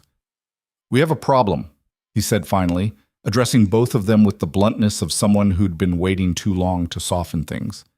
"The contingent from Cold March will reach this valley within the hour. That's the force that was chasing you. 8 wolves, plus however many Kalen sent in the second wave. We have 23 combat-capable wolves and a position that won't hold against a full assault." "What's north?" Ronan asked. "The Ashfeld Road," Aldrich said. 3 days to the capital at pace. Kalen will have the road watched." "Yes, which is why we wouldn't take the road." He moved to the table at the center of the room, where a rough map was laid out. "There's a secondary route, longer, harder, through the high passes. 5 days, maybe 6. But it brings us to the capital's western gate, where the old guard barracks are, where—" He stopped. Something had changed in the room. Elyra registered it a half-second before she understood it. A shift in the quality of the silence, the specific way that 23 wolves who were trained to read their environment suddenly all oriented in the same direction. Her own instincts, the ones that didn't require a wolf to function, the ones that 7 years of solo survival had built from scratch, registered it at the same moment. The smell of cold iron. Not the compound, the metal, the weapons. From above. She looked up. The ceiling of the longhouse was a loft structure, and in the loft, above the section where the map table stood, between the rafters, she caught a single movement in the shadow, a shape, pressed flat, that had been there since before they'd come in. Someone who had been waiting, patient and still, for exactly this moment, when the target was standing still with his back to an interior wall and his attention on a map. She had perhaps 1 second. She moved, not with calculation, with the same reflexive necessity that had driven her across the Cold March market toward a wounded stranger, the same thing that had brought the light up from her palms on a frozen ridge, the same thing that had been driving her toward and through every impossible situation for the last 2 days. She moved, and as she moved, she reached, and the surge came up in her palms. Thin and exhausted and barely there, the resource nearly empty from the healing she'd done that morning. And she threw it. Not a wave, not even a burst. A single focused pulse of light, upward, directed precisely at the shadow in the rafters. The wolf in the loft flinched, the sniper's instinctive recoil from unexpected light in a prepared position, and the crossbow bolt meant for Ronan's throat went wide and buried itself in the wall 4 inches from his left ear. 4 inches. The room erupted. Aldrich's wolves were on the loft in seconds. The ladder, the loft edge, bodies moving with the organized violence of a military unit whose threat response had been preloaded for exactly this kind of contingency. The assassin came down in a controlled fall that was actually very skilled, twisted midair to land and run rather than fight, and was through the east door and gone before anyone could stop him. But the east door had been his exit, which meant he was not alone. "It's not the contingent from Cold March," Elyra said, the understanding arriving fully assembled and cold in her chest. "That was a distraction. He already had people here, inside the perimeter, before we arrived." Aldrich's face had gone completely still. "The mole," he said, and his voice had the quality of a man swallowing a specific kind of rage that he'd been saving for this moment. "Someone in my organization told Kaelin our location days ago. The assault outside was never meant to break through."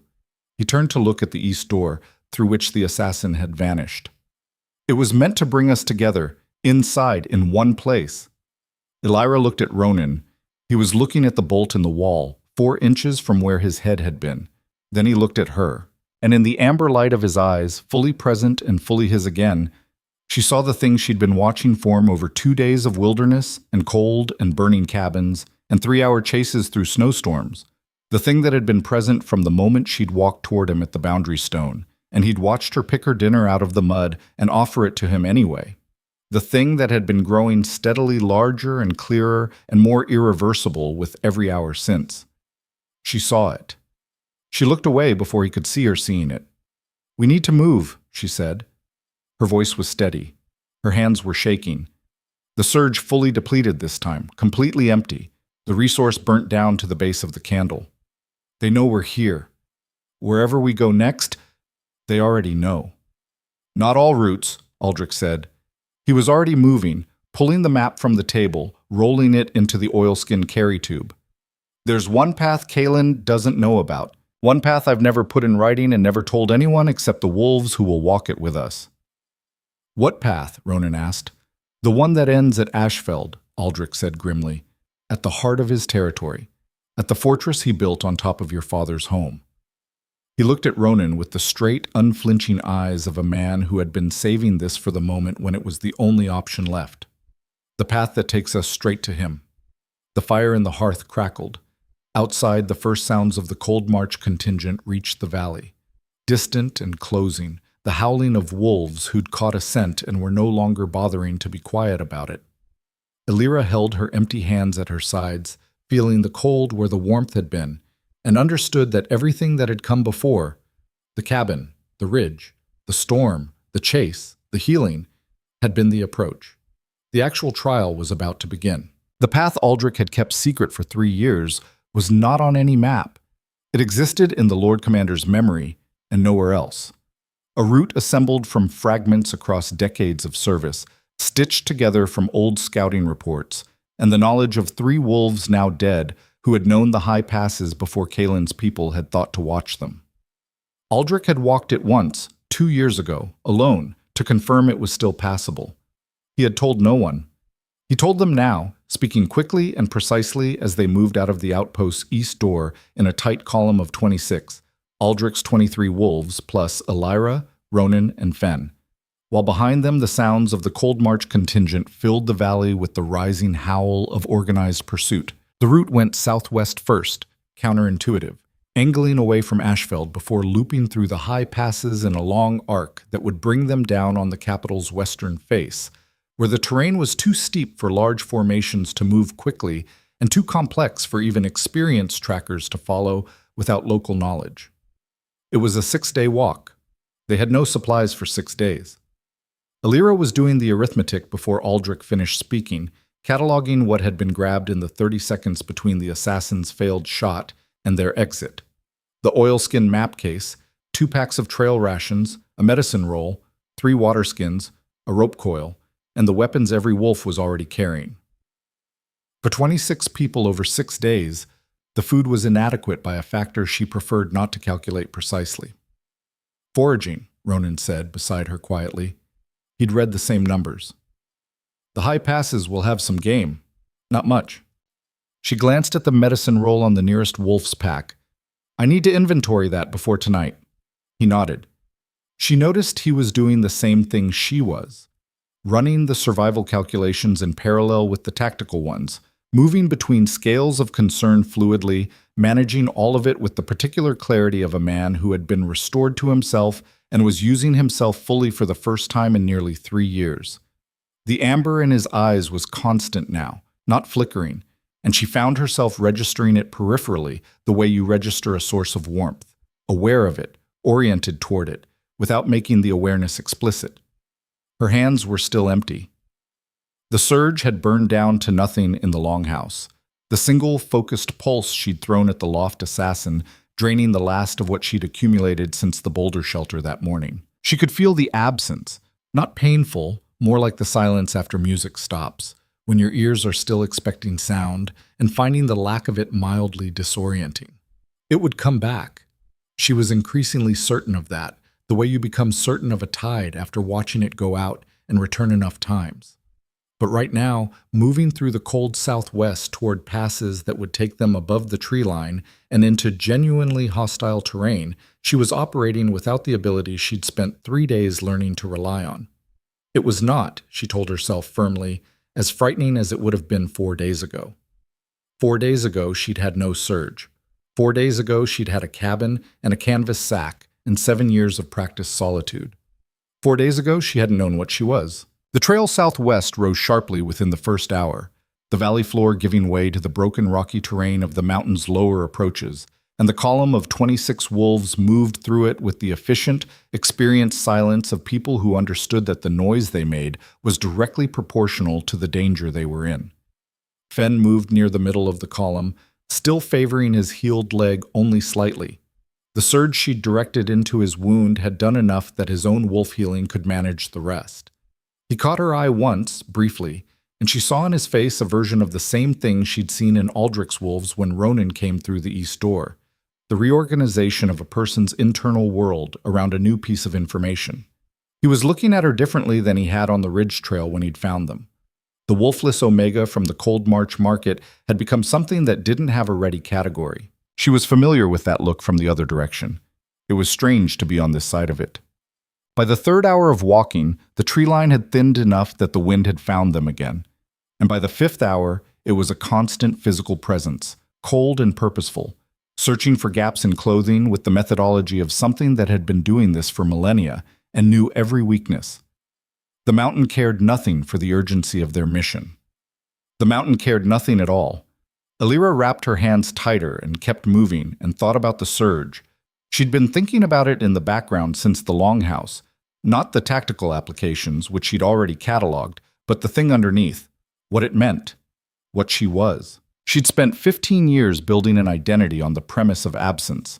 No wolf, no pack, no gifts, nothing the world considered valuable.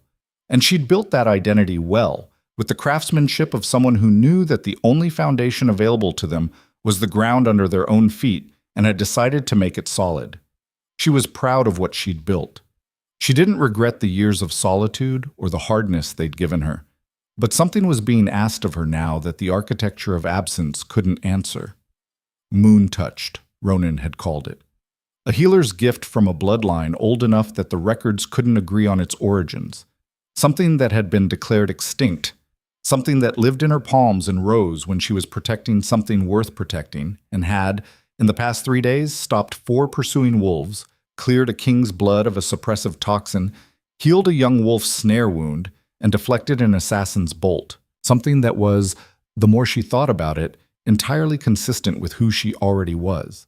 She had always been the person who stopped, who crouched in the frozen mud beside the shape everyone else's eyes slid away from, who picked the ruined meal off the ground and gave it to the stranger anyway. The surge hadn't changed her nature, it had expressed it.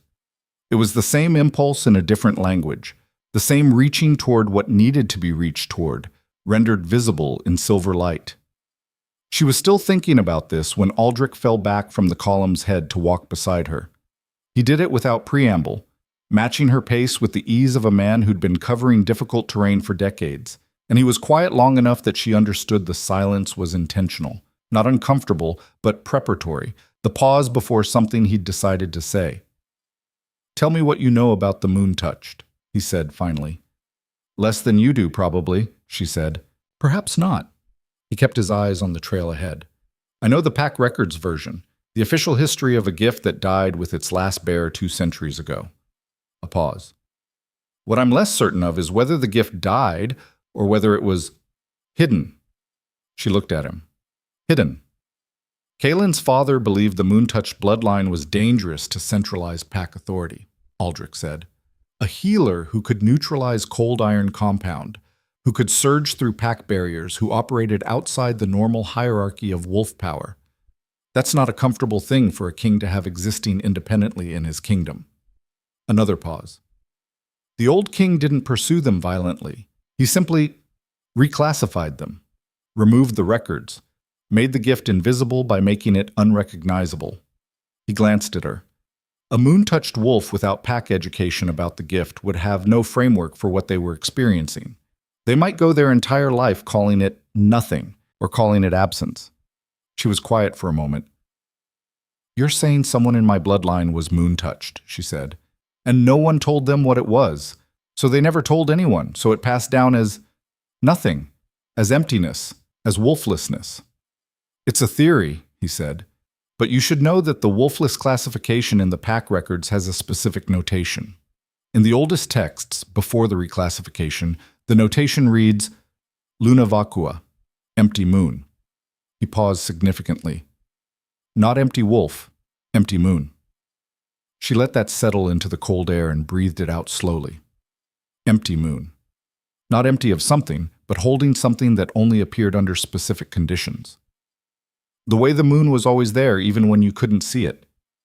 "Does Ronan know this?" she asked. "He knows the official history," Aldrich said. "The interpretation I just offered is mine, based on what I saw in that longhouse today." He glanced at her hands. "And what I see right now." She looked down. In the cold alpine light, her palms were faintly warm. Not glowing, not surging, just warm, the residual heat of a gift beginning to rebuild. Visible only if you knew what you were looking at. "Why are you telling me this?" she asked. He was quiet for a moment. Then, "Because in 6 days we're going to walk into Ashfeld and ask 23 wolves and whatever allies we can wake along the way to stand against a sitting king who has an army." He paused. "I want everyone who walks into that fortress to know exactly what they are and what they're capable of, myself included." Another pause. "You included." She held the warmth in her palms and nodded once. "Thank you," she said. He moved back to the column's head without another word, and she walked in the silence of her own rearranged understanding, and the mountain continued not to care, and the wind continued to search for gaps, and she let it search. Pods. They made camp at the snow line, in the last stand of trees before the passes opened into pure alpine terrain, and it was not a comfortable camp. They had no tents, only the shelter the trees provided, and the fires they built were small and carefully shielded, heat priority over visibility management. She used the medicine roll she'd inventoried during a rest stop. The contents were better than she'd expected. A pack healer's professional kit with good quality herbs and clean bandages, to check Ronan's hand and ribs before it got too dark to see clearly. The ribs she could do more for now. She had enough moon petal in the kit to supplement what remained in her own pack, and with careful wrapping she could provide meaningful support. The hand was healing well, the fracture knitting at the accelerated rate of a wolf whose healing was no longer suppressed, and she unwrapped and rewrapped the binding with the efficiency of someone who'd done it many times. He submitted to the examination with the same quality of patience he'd shown at the Cold March market, present, cooperative, not minimizing the necessity of care. Most men she'd treated had been either stoic to the point of obstruction or dramatically communicative about their pain. He was simply honest.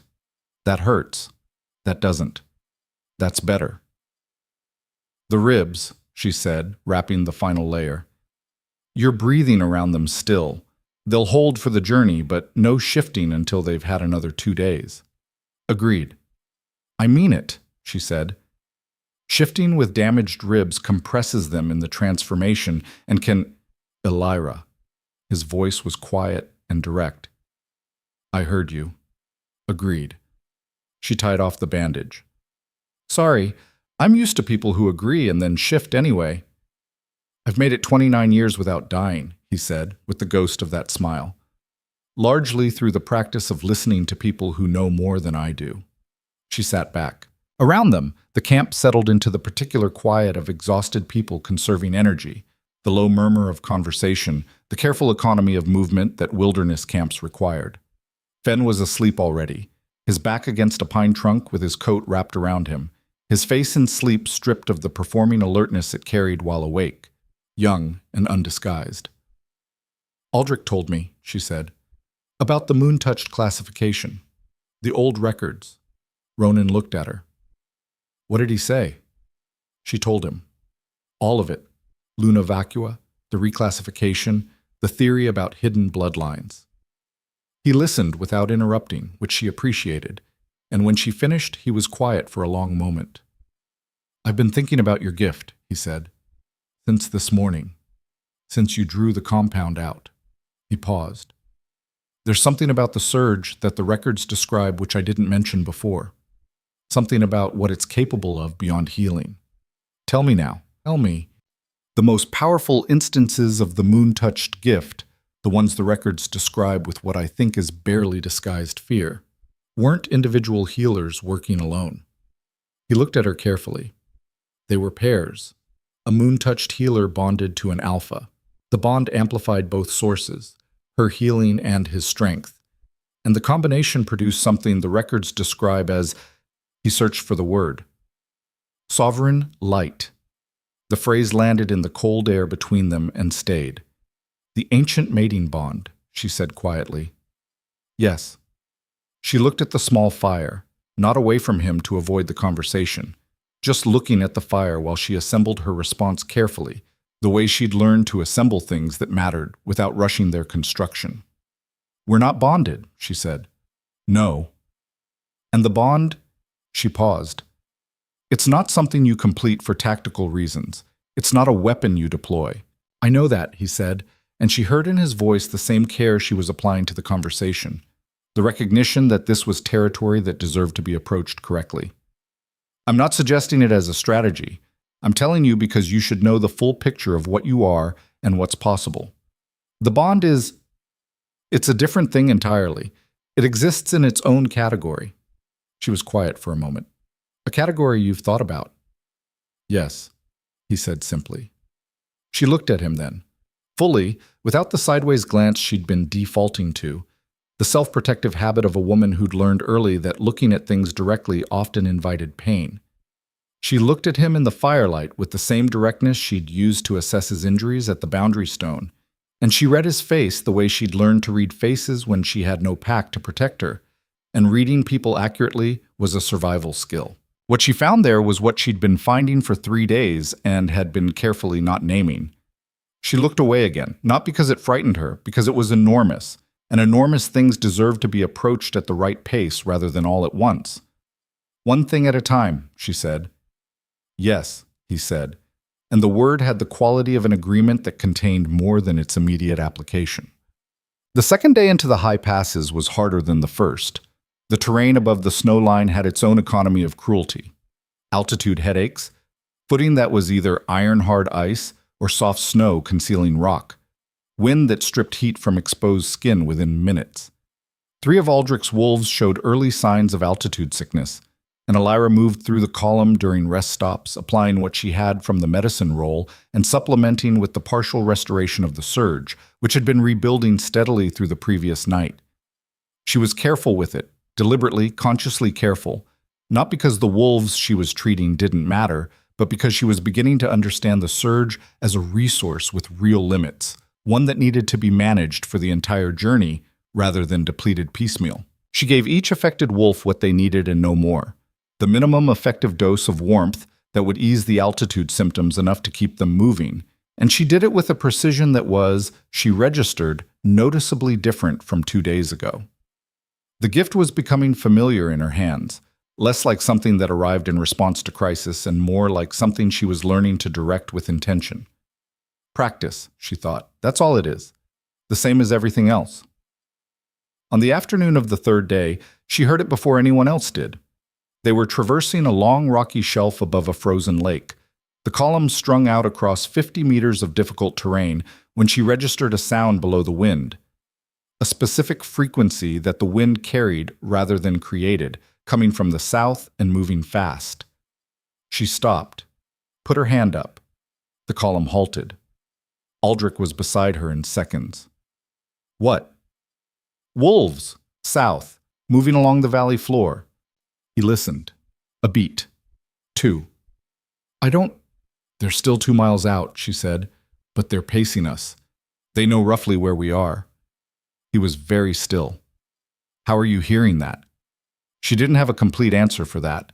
The surge, rebuilding in her palms, had begun doing something she hadn't fully understood until today, extending her perception slightly beyond its normal range, a kind of attunement to the environment that wasn't exactly hearing and wasn't exactly sensing, but was some combination of both that she was currently just accepting and cataloging rather than explaining. Does it matter? No, he said, with the pragmatism of a man who'd been in the field long enough to accept functional intelligence regardless of its source. Numbers?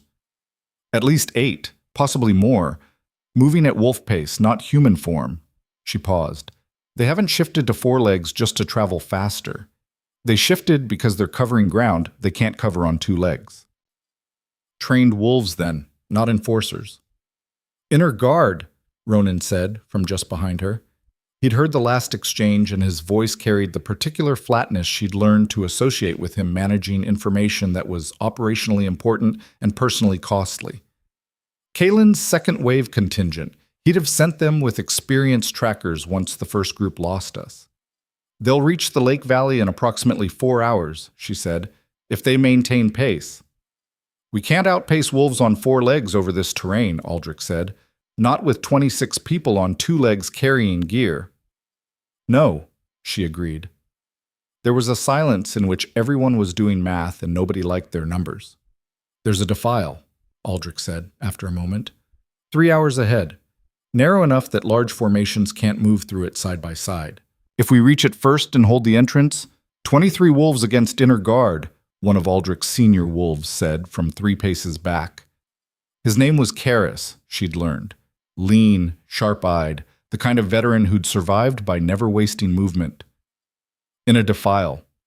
Those are reasonable odds. Better than open ground, Aldrich said. But only if we reach it first, Karis said. He looked at Elyra, not with the contempt she'd spent years recognizing, but with the direct evaluative attention of a soldier looking at an asset. The healer. Could she slow them down? Everyone looked at her. She felt the weight of 23 assessments settling on her simultaneously. The specific quality of expectation, of need, of people in difficult situations looking at the person who might be the variable that changes the outcome.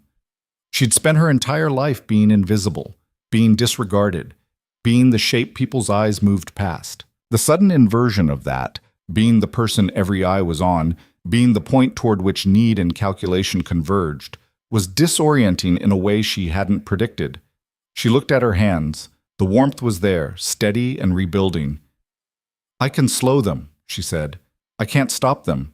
Not 8 wolves at full pace. She paused. But if I can make them hesitant, if I can create enough uncertainty about what they're walking into, they'll slow and coordinate before they move through. That buys time. How? Karis asked. I'll go back, she said, down to the valley, visible.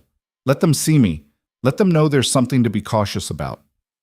You'd be alone on the valley floor with 8 inner guard wolves behind you, Karis said. Yes. She met his eyes. Which is why I'd need to time it precisely and have a clear extraction route back to the D-file. The silence this time was different. Aldrich was looking at her with the expression of a man reconsidering something he'd originally classified as peripheral. Karis had the focused look of someone running tactical scenarios. Around them, the other wolves were very still, and she registered the quality of that stillness. Not passive, but charged, the way a room charges when something important is being decided. Ronan said nothing. She felt him behind her like a warmth at her back, and she understood without looking that he was giving this decision the same space he'd given every decision she'd made since she'd walked toward him at the boundary stone. He wasn't going to stop her. He wasn't going to override her. He was simply present, and the fact of his presence was its own kind of support, not protective, not conditional, just there, constant, the way the best support always was. "I'll go with her," Fen said. Everyone looked at him. He was standing at the edge of the column, looking back south with the bright, slightly terrified expression of someone who had made a decision before they'd finished talking themselves out of it. "I know this terrain. I've been running messages through this valley for a year. I know where every trail goes and which ones dead end and which ones look like they dead end but don't." He met Elyra's eyes. "2 is better than 1. I'm fast." She looked at him for a moment. 17 years old, courier thin, with a healed snare wound on his leg and the clear amber eyes of a young wolf who'd already been braver than he was supposed to be several times in the past 3 days. "Stay 6 feet behind me," she said. "When I say run, you run." He nodded. "Aldrich," she said. 3 hours. Get to that defile." "We'll be there," he said. She turned south. Coming back down to the valley floor was faster than going up, which was the only advantage the plan had. She and Fen moved at pace through the rocky alpine terrain, descending along a line she chose for its angles. Cover on the way down, open visibility at the bottom, a clear sightline back up toward the ridge where she knew the defile entrance lay. She could feel the surge strengthening as she moved, the urgency of the descent and the specific quality of her intention feeding it the same way Crisis had fed it at the boundary stone and on the ridge 3 nights ago. She was learning the rhythm of it, the way it responded to need and will and clarity of purpose, the way it grew when the purpose was protection rather than aggression, the way it was fundamentally and essentially connected to the same impulse that had walked across a frozen market toward a wounded stranger. It was, in the most literal possible sense, the power of showing up. She and Fen reached the valley floor with 20 minutes to spare, which she used to identify her position and her lines. The frozen lake stretched south, its surface flat and pale under the afternoon light. The valley walls rose on both sides.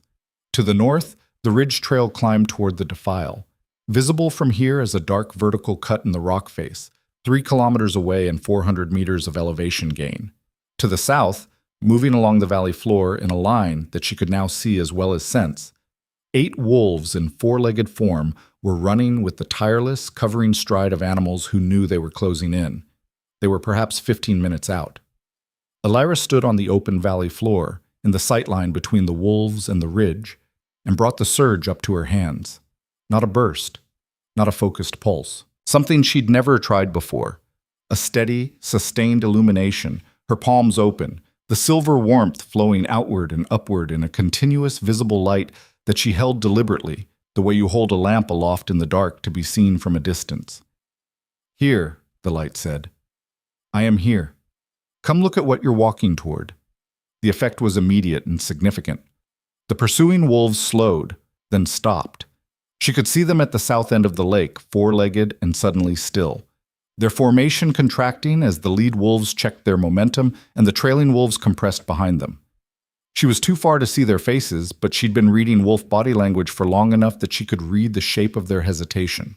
The lowered heads, the close formation, the pause before committing to something that had just presented itself as a potential threat. She counted. 1, 2, 3. The hesitation held. She let the light strengthen slightly, feeling the cost of it in the drain on the surge's reserves, but accepting it, keeping it steady and bright and visible on the valley floor. The lead wolf shifted back to human form. Then 2 more. She watched them confer. The tight, urgent body language of soldiers reordering their approach to an unexpected variable.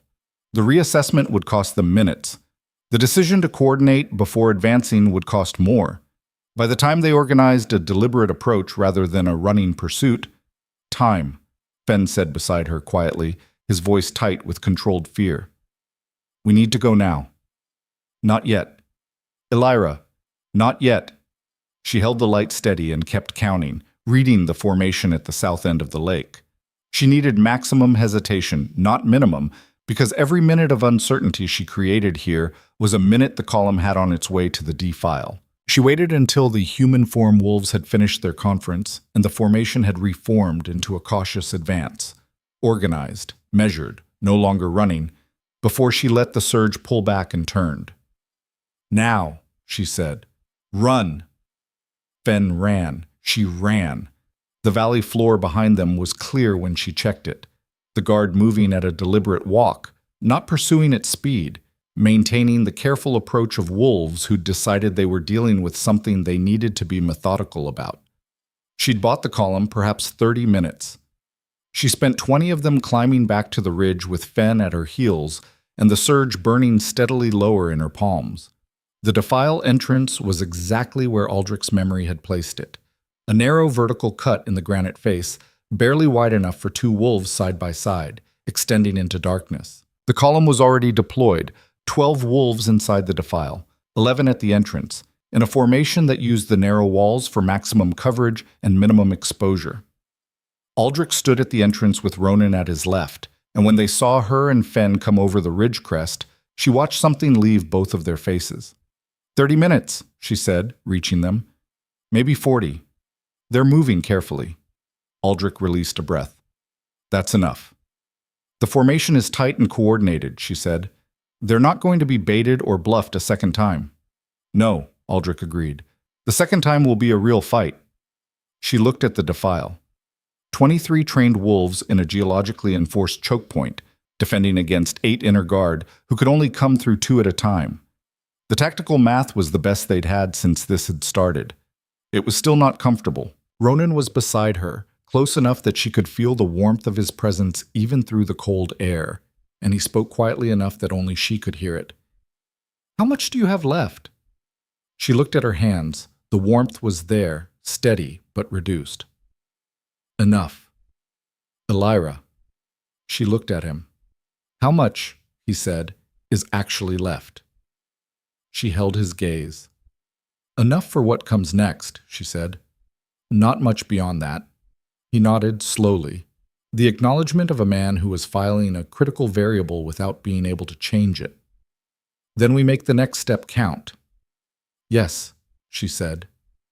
The wind off the high passes was cold and constant, and the valley below was quiet with the specific quiet of a trap set and waiting, and 23 wolves stood in a defile cut from granite by 10,000 years of winter, and she stood at the entrance with silver warmth in her hands, and she was not afraid. She was the most afraid she'd ever been, and she was steady. The fight at the defile lasted 11 minutes. She knew because she counted her own heartbeats, which was the only clock available, and she counted them from the moment the first inner guard wolf came around the southern curve of the valley trail and saw the defended entrance, to the moment the last one who was still capable of moving had retreated back down the valley at a pace that contained no tactical retreat and a considerable amount of genuine alarm. She was not in the fight directly. That was a harder thing to accept than she'd expected. Standing at the outer edge of the defile entrance, watching the wolves she'd been traveling with for 3 days hold a position under genuine assault, and keeping her reserves for the specific intervention she knew she'd need rather than spending them on the impulse to do something, anything, to affect the moment. Aldrich had been explicit. You hold back. You save what you have for if they break through. If you spend it now, you have nothing for the capital. He was right. Operationally correct, strategically necessary, and extraordinarily difficult to maintain. She stood, and she watched, and she held the surge coiled in her palms, and she did not use it. They didn't break through. 2 wolves from the inner guard made it 3 steps into the defile before Aldrich's formation closed around them. The remaining 6, finding that frontal assault against a prepared position in a choke point was not working the way 8 against 23 was supposed to work on open ground, pulled back to reorganize. The second assault was more careful, probing, testing the flanks, looking for weakness, and it found none, because Aldrich's wolves had been waiting 3 years for exactly this kind of fight, and they had not used those years for anything except preparation. By the 8th minute, the guard's coordination began to fracture. By the 10th, 3 of them had shifted back to human form. which in a combat context meant they were reassessing the viability of the engagement. By the 11th, the retreat was underway. Karras emerged from the defile with a cut along his jaw and a look of fierce, tired satisfaction that she recognized as the expression of someone who has done the thing they've been preparing to do and found their preparation was sufficient. 2 casualties on our side, he reported to Aldrich. Neither fatal, walking wounded. He looked at Elyra. Now would be the time for your thing, if you have any left. She did. She moved to the 2 injured wolves, one with a deep gash along his shoulder, one with what felt like a cracked radius, and she worked quickly, efficiently, the surge directed with the precision she'd been building over 4 days, giving each wolf exactly what their body needed to stabilize and no more. The shoulder gash sealed cleanly. The radius she couldn't fully knit, but she could ease the fracture's edges together and reduce the healing time from weeks to days. When she straightened, her hands were noticeably dimmer than they'd been, almost empty again. She looked at Ronan, who was standing at the defile's northern exit watching the valley behind them, and had been through the entire fight, and she understood what had cost him the most. Not standing back from the tactical problem, which was a commander's discipline he clearly possessed, but standing back from this specific problem, in which the person he was looking at had been standing 40 meters away, holding herself still, while things happened around her that he had not been able to influence. "I'm fine," she said, before he could ask. "I know," he said. "I could see you from here the whole time." Something in the way he said it, simple, factual, with the quality of something that had been done on purpose rather than by chance, made her look away. Not from discomfort, from the particular kind of feeling that was too large for a mountain pass and needed to be put somewhere until she had space to look at it properly. 3 more days, she said.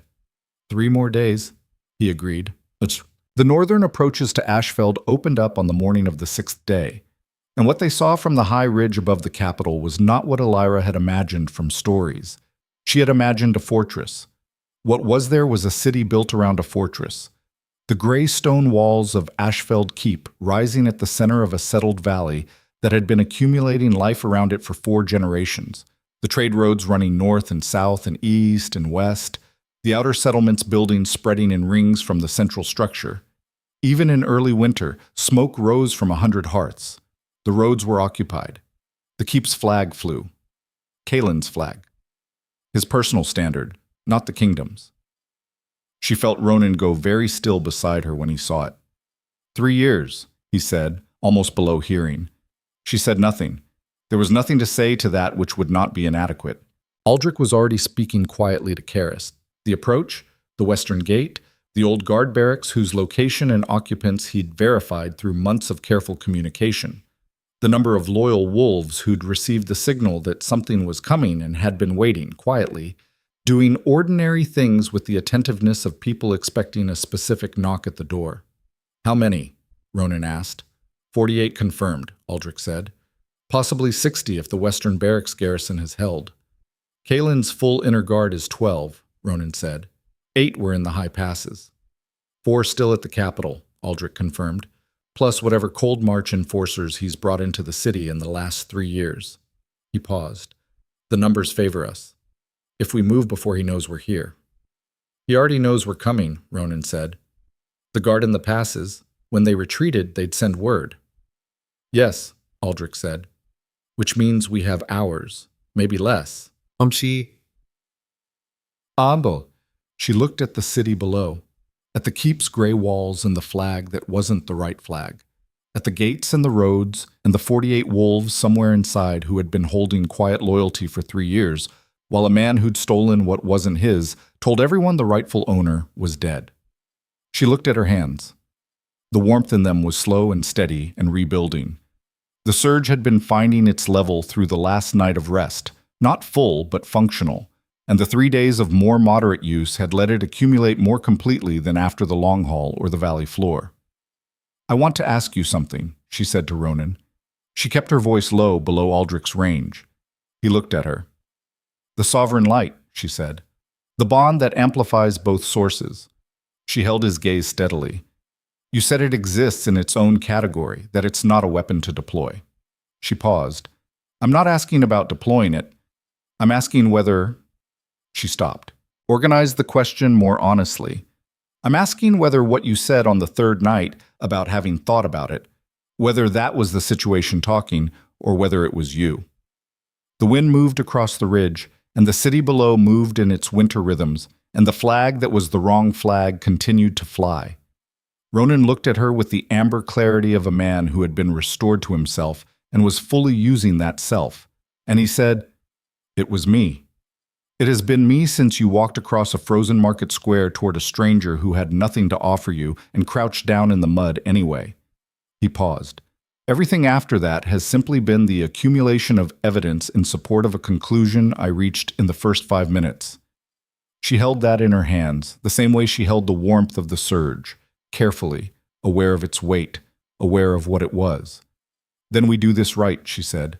"Whatever comes next, in that city, we do this right. Not because it's useful, because it's true." "Yes," he said. Below them, the smoke rose from 100 hearths, and the road to the western gate was open, and the wolves who had been waiting for 3 years were waiting still. She was not the wolfless outcast from the Cold March market anymore. She wasn't sure she knew yet exactly what she was instead. But she was walking toward the answer, and Ronan was at her side, and the warmth in her hands was steady and present and real.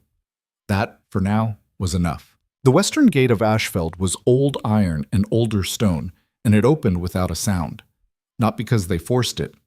Because the wolf standing guard on the inside had been waiting 3 years for the specific knock Aldrich had arranged. 2 sharp raps, a pause, 1 more.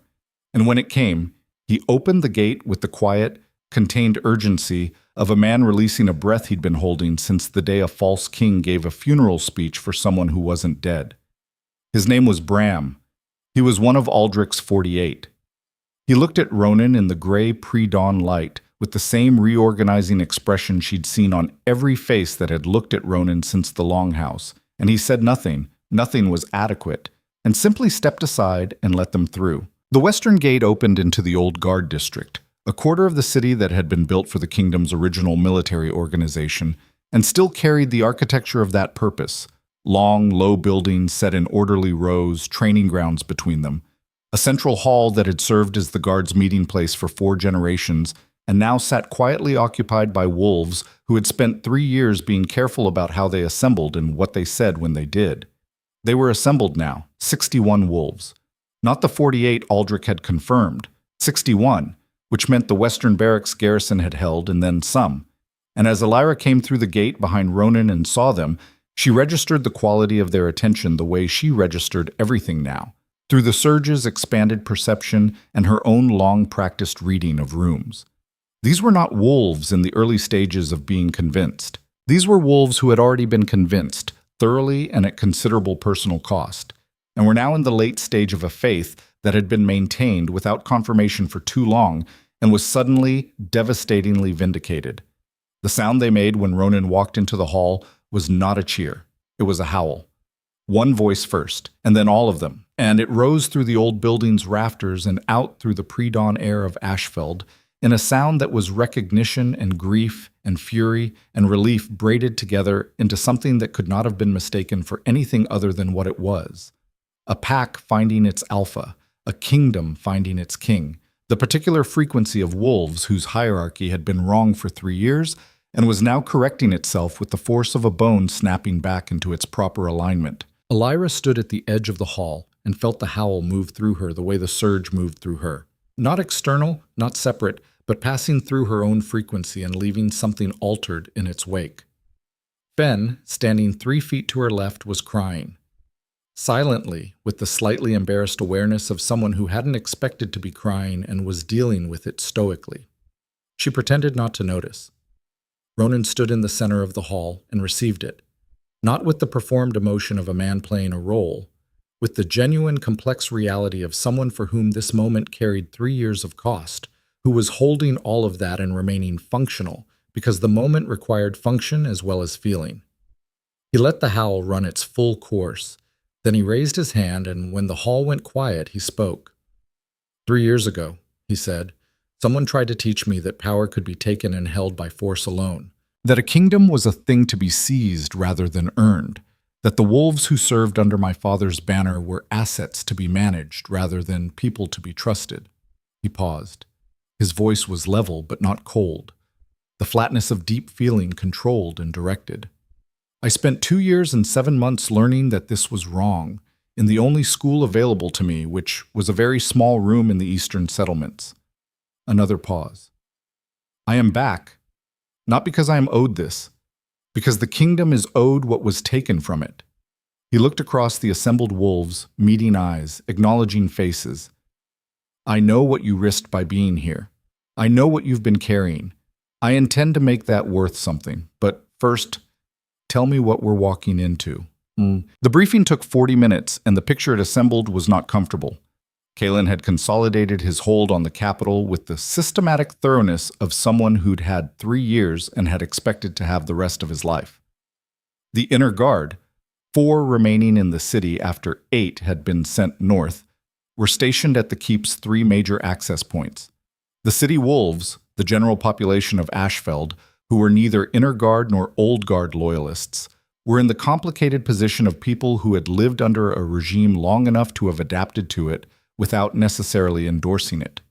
Some had genuinely come to support Kalen, whose governance, whatever its origins, had been stable and functional. Others had been waiting with the particular patience of wolves who understood that challenging the wrong person at the wrong moment was fatal and had been watching for the right moment for 3 years. The right moment was now, or it was never. Kalen knows you're coming, said a wolf named Sarah, one of the Western Barracks garrison commanders, compact, direct, with the close-cropped hair and the economy of movement of someone who'd been ready for action for a long time. The inner guard in the passes sent word last night. He'll have the keep locked by now and a defensive position prepared. His pressure point, Ronan said. What does he value most inside that keep? Sarah and Aldrich exchanged a look. The council chamber, Sarah said. He holds public councils. Performative, but genuine enough that the city wolves attend. He's scheduled one for this morning, in 2 hours. She paused. It was announced 3 days ago, before you arrived. He can't cancel it now without signaling weakness or alarm. Ronan looked at the floor for a moment. The tactical calculation was visible in the quality of his stillness. He'll have the chamber fortified, but the public access maintained. He needs the legitimacy of the performance more than the safety of cancellation. Yes, Aldrich said. Then that's where we go, Ronan said. Not to breach the keep, not to fight through the gates. He looked at Aldrich. To walk into the council chamber in the middle of a public session, in front of every wolf in the city who has come to witness their king's governance. The silence in the hall was complete. Then Karis said carefully, That's either the best tactical decision I've heard in 30 years of service or the last tactical decision any of us will ever make. It's both, Ronan said. The difference depends on whether what we bring into that room is stronger than what he has in it. Everyone looked at Elyra. She'd been expecting it. She'd been preparing for it, internally, since the ridge above the city, not with dread but with the particular kind of focus that came when you'd spent your entire life being underestimated and had finally been given the space to be something else entirely. I'll need 30 minutes, she said, and I'll need to be close to him. How close? Aldrich asked.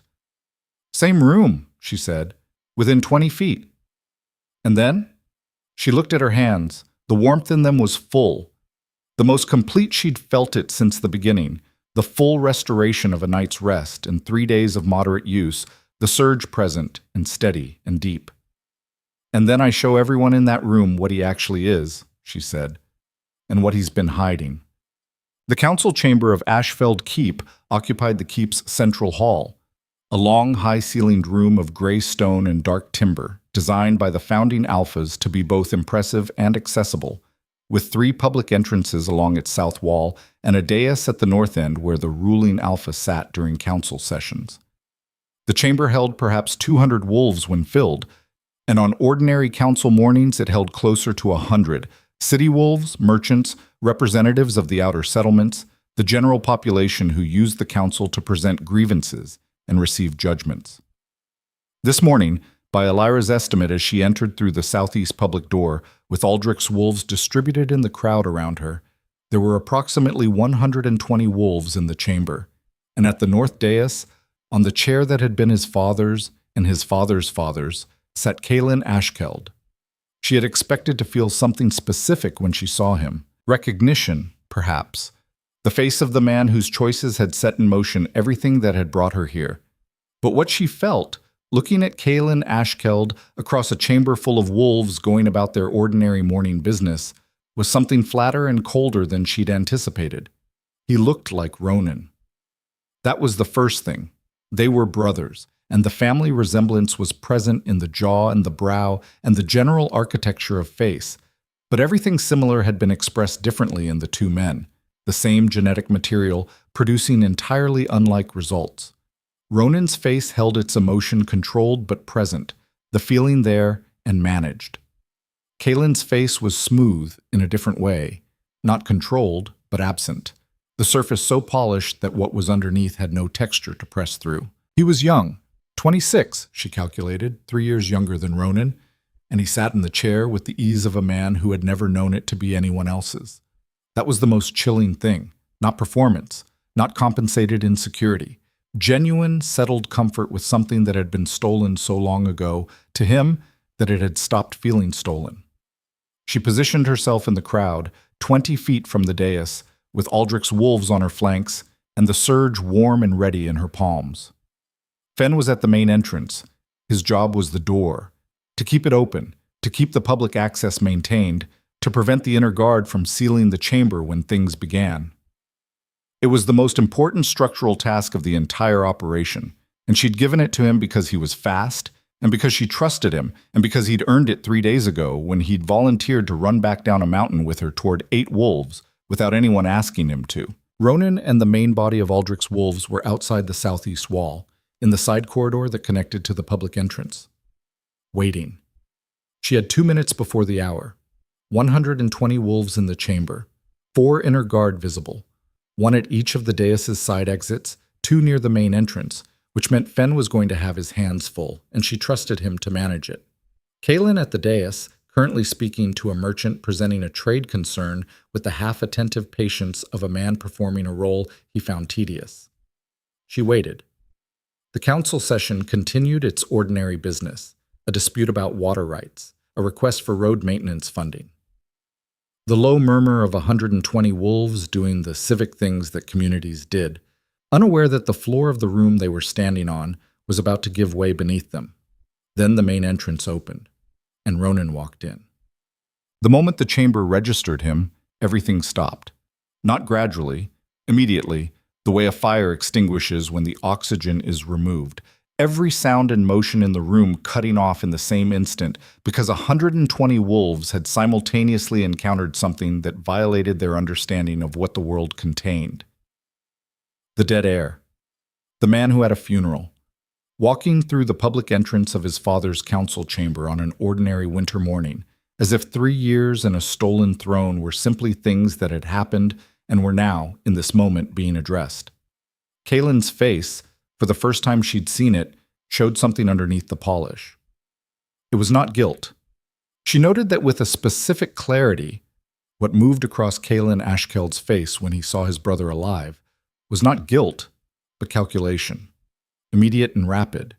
The reflexive computation of a man whose first response to any development was its tactical implication. Whatever he felt below that, and she suspected there was something, had to be something, whatever remained of a brotherhood that had existed before the poison in the morning meal, it was buried fast, too fast for anyone in the room to read it except perhaps her, with the surge's expanded perception reaching through the chamber's emotional field like a hand through water. "Brother," Kaelin said. The word filled the chamber in the silence, smooth, calibrated, the voice of a man who was already reframing the narrative. "I think there's been a terrible misunderstanding," Kaelin said, and she could hear him building it in real time, the story that would make this survivable, the version in which Ronan's appearance was a surprise but not a threat, in which there was an explanation that would leave Kaelin's position intact. "You've been ill. We all thought—" "Stop," Ronan said. The single word, and the amber-eyed clarity of a man who had been suppressed for 3 years and was not suppressed anymore, landed in the chamber like a stone in still water, the silence radiating outward from it in all directions. I was not ill, Ronan said. His voice carried to every corner of the room without effort.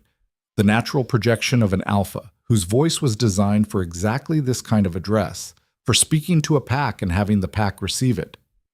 I was poisoned, cold iron compound, in my morning meal, 3 days before my coronation, by someone who wanted the throne I was born to and was unwilling to wait for it to pass to him through legitimate succession. He looked at Kaelin steadily. That someone is you. The chamber's quality of silence changed. Before it had been shocked silence, the silence of stopped motion. Now it had become something more active. 120 wolves processing an accusation that recontextualized everything they thought they knew, and the processing was visible as a kind of collective held breath. Everyone suspended between the version of the world they'd arrived with this morning and the version that was being laid out in front of them. Kaelin let a beat pass. Then he smiled, and the smile had the particular quality of someone who has prepared for exactly this contingency. My brother has been through a terrible ordeal, he said, and his voice was warm, concerned, pitched for the room rather than for Ronan. Performing. Whatever he believes happened to him, whatever illness or accident befell him in the East, has clearly left him confused. This is a medical matter, not a political one. My brother needs care, not— Show them the compound, Elyra said. Every head in the room turned toward her. She was standing 20 feet from the dais with her palms open and the surge fully present, illuminating her hands in the silver light that she'd stopped pretending wasn't there, that she'd stopped trying to explain away, that was hers as certainly as the breath in her lungs and the ground under her feet. She was looking at Kaelin, and she was doing something she'd never done before, something that had formed in the understanding she'd built over 6 days of healing and reaching and learning the surge's nature, the particular application that Aldrich's words about Luna Vacua had quietly unlocked. She was reading him, not his face, his blood. The surge extended outward with the precision she'd developed through 4 days of applied learning, reaching through 20 feet of air toward the man on the dais and finding in him what she already knew would be there. Because Kaelin hadn't just poisoned Ronan 3 years ago and stopped. Because a king who maintained control with cold iron compound kept that compound close. Because the habit of suppression, once developed, didn't limit itself to a single application. She felt it. In his blood, faint, metabolized, the signature of someone who had been using cold iron compound on himself in microdoses, the way some wolves did to suppress instinctive responses, to flatten the emotional frequencies that alpha wolves experienced intensely, and that Kaelin had evidently decided were inconvenient. He had been suppressing his own wolf, suppressing his own guilt, suppressing the part of himself that knew. "You've been dosing yourself," she said, clearly, for the room. The cold iron compound, small amounts, regularly, to keep your wolf quiet, to stop it from reacting to things the way an honest wolf reacts. She held his gaze across the 20 feet between them and felt the surge steady and certain in her hands. "I can feel it in you from here. Anyone standing close enough to you with the right perception could feel it." She paused. "Your wolf knows what you did, and you've been silencing it for 3 years. The chamber was absolutely, completely still. Kaelin's face had stopped performing. What was underneath the polish, when the polish finally failed, was not the monster she'd been bracing for. It was something she recognized, had recognized in herself. In the early years of her casting out, in the particular quality of someone who had made a decision they couldn't unmake, and had spent every day since building walls between themselves and the full weight of that decision. It was a man who knew, who had always known, who had constructed an entire architecture of justification and suppression and performance to avoid knowing fully, and who was now in this chamber, in front of 120 wolves, with his living brother standing at the public entrance and a wolfless woman reading his blood from 20 feet away, running out of architecture. "You can't prove any of this," he said, and it was the wrong thing to say. And the chamber heard it as the wrong thing to say because innocent men didn't use words like prove. "I don't need to prove it," Elyra said. "Your wolf will." She released the surge, not a burst, not a focused pulse, a wave, the full extension of what she had, 6 days of accumulation, the deepest resource she'd yet drawn on, directed outward and specifically toward Kalen with the singular purpose of undoing what the cold iron compound did. Not harming him, not attacking him, simply reversing the suppression, giving his wolf back its voice. The light filled the chamber in silver and warm and honest, and it lasted perhaps 8 seconds. And in those 8 seconds, Kalen Ashkeld's face went through something that 120 witnesses would describe differently in later tellings, but that all of them, without exception, would describe as real. A man's carefully maintained distance from himself collapsing all at once. The walls down, the suppression lifted, the wolf present and unsilenced for the first time in 3 years, saying what it had been saying since the beginning in the only moment it had ever been allowed to say it clearly.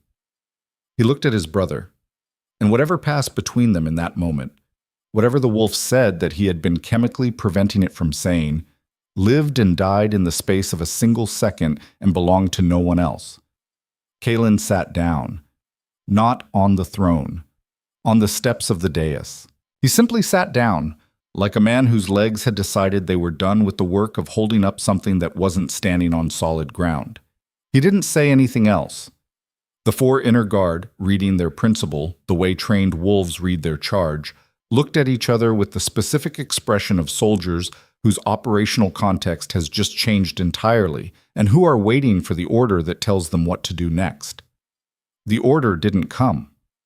Aldrich's wolves moved to the dais positions with the organized calm of people who'd been waiting for precisely this moment, and the inner guard, to their credit, or perhaps to the credit of the truth that was now fully present in the room, stood aside. Ronan crossed the chamber. He walked past 120 wolves who parted for him without being asked, the room reorganizing itself around his passage the way rooms reorganize when something that has been out of place returns to its correct position. He walked the length of the council chamber and climbed the dais steps and stopped in front of Kylan, who was sitting on the steps and looking at his own hands with an expression that she thought, from 20 feet away, might have been the first honest expression she'd seen on his face since she'd entered the room. "I'm not going to pretend this is simple," Ronan said. His voice was quiet now. Not for the room, for his brother. "What you did was not simple, and what comes next won't be either.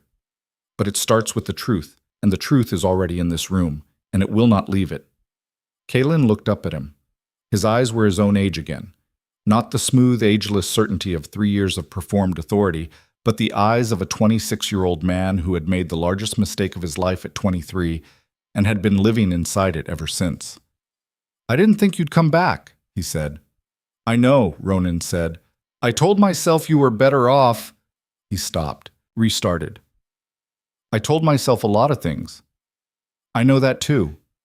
The chamber held its breath. Ronan extended his hand. Not to help Kalen up. Not yet. That was a longer road than a gesture could address. But an acknowledgement. A statement that the path forward existed, that it was hard and real and required walking, and that walking it began with honesty, rather than with anything that resembled the architecture Kalen had been living inside. Kalen looked at the hand for a long moment.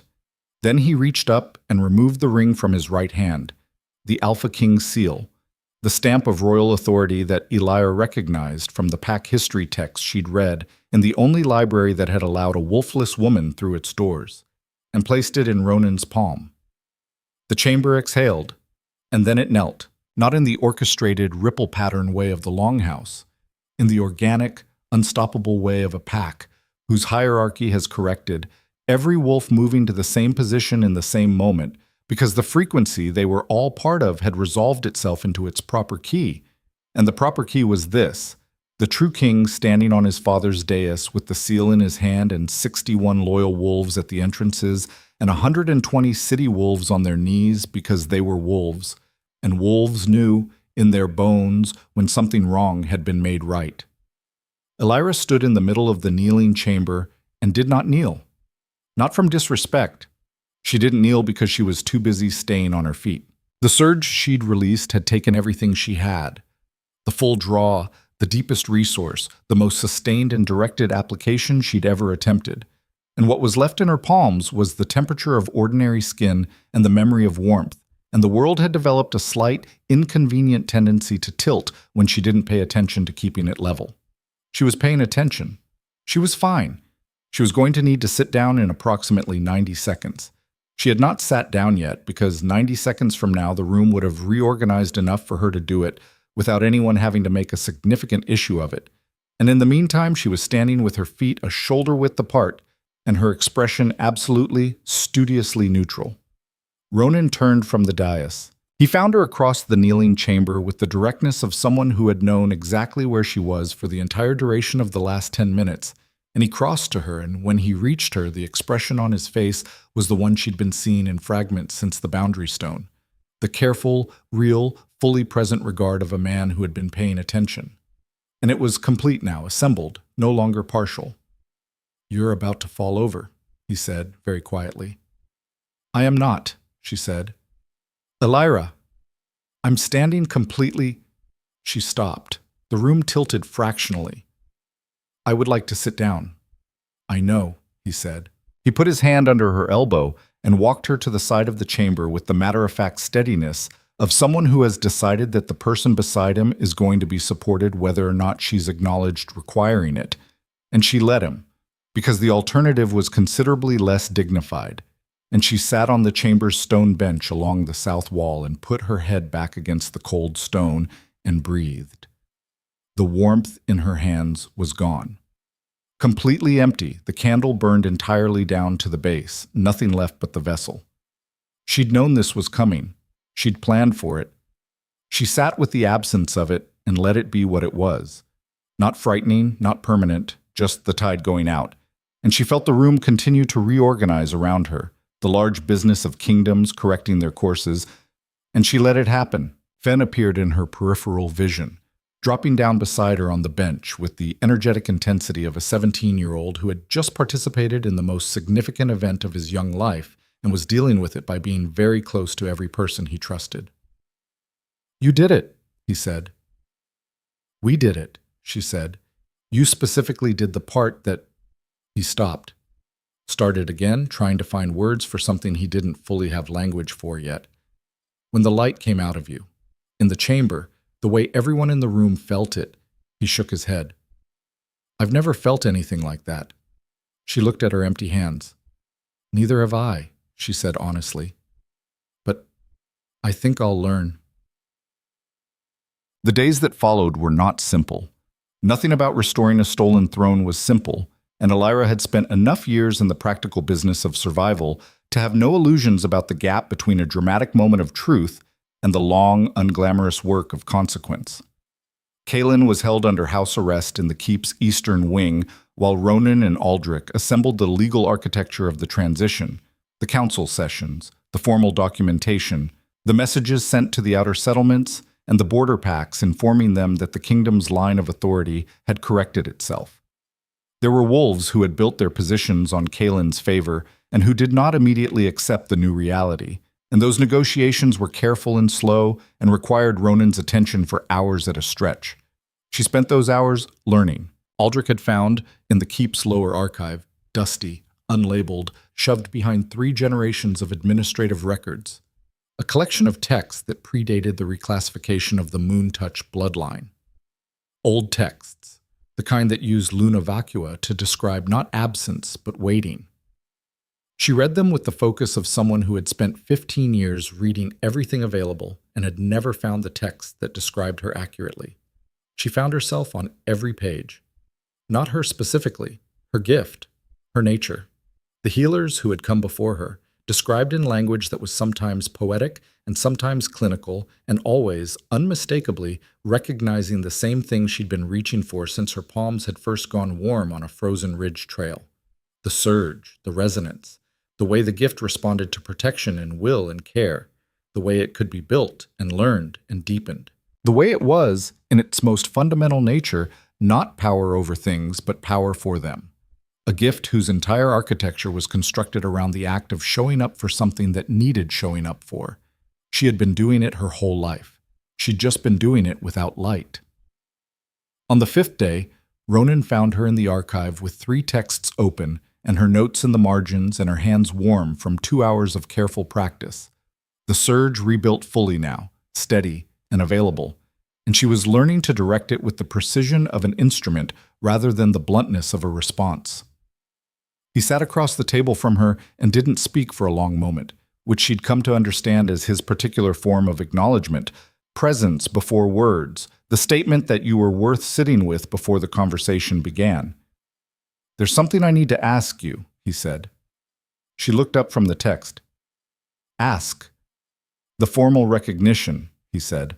"The council is assembled for the confirmation ceremony in 2 days. There are protocols, expectations." He paused. "There will be questions about you, who you are, what your position is, and what you'd like to tell them," she said. "What I'd like to tell them is the truth," he said, "which is that the woman who saved my life, cleared the compound from my blood, stopped 4 wolves on a ridge with nothing but her own nature, led 26 people through 6 days of mountain terrain in winter, walked into Kalen's council chamber and did what she did. That woman is not a peripheral figure in this story." He held her gaze with the amber directness she'd come to understand as the most honest frequency of him. "I would like very much to tell them she stands beside me, if she wants to stand there." She looked at him for a long moment. Then she looked at her hands, at the warmth in them, steady and present, and hers, built from nothing over 15 years of being told there was nothing there. At the archive text describing healers who'd been hidden and erased and reclassified into absence. At the empty canvas sack and the 3 miles north and the boundary stone where someone had been slumped and everyone had walked past. She thought about the girl who'd been told she was hollow. She thought about what hollow had turned out to mean. "I have conditions," she said. Something that was becoming one of her favorite sights appeared on his face, the ghost of a smile, real and brief and belonging entirely to her. "Tell me." "I am not standing beside you because it's useful or symbolic or politically convenient," she said. "I'm standing beside you because I choose to. That remains my choice, always. Not rank, not obligation." "Yes," he said. "And the wolfless wolves," she said. "The ones who've been cast out and classified and written off, that changes. That's a condition." "That was already on the list," he said, and the simplicity of it, the fact that he'd already been planning it, that it hadn't required negotiating, did something to her chest that she acknowledged and filed and didn't show. "And I keep reading," she said, touching the open text in front of her. "Whatever I am, I'm still learning it. I need that space." "You'll have it," he said. "I'll need it too." She looked at the archive around them, the dust and the old stone and the texts that had been waiting for someone to find them for 100 years. And she felt the warmth in her hands, full and present, and she made the decision the same way she'd made every decision that had mattered in the past 6 days. Not with certainty about what it would cost, with clarity about what it was worth. "Then yes," she said, "I'll stand beside you." The confirmation ceremony was held in the council chamber, which had been cleaned and relaid and filled with every wolf who could fit inside it, plus the overflow standing in the corridor and outside in the winter air of the keep's courtyard, listening through the open doors. The outer settlements had sent representatives who'd ridden through 2 nights to arrive in time. The border packs had sent their acknowledgement seals.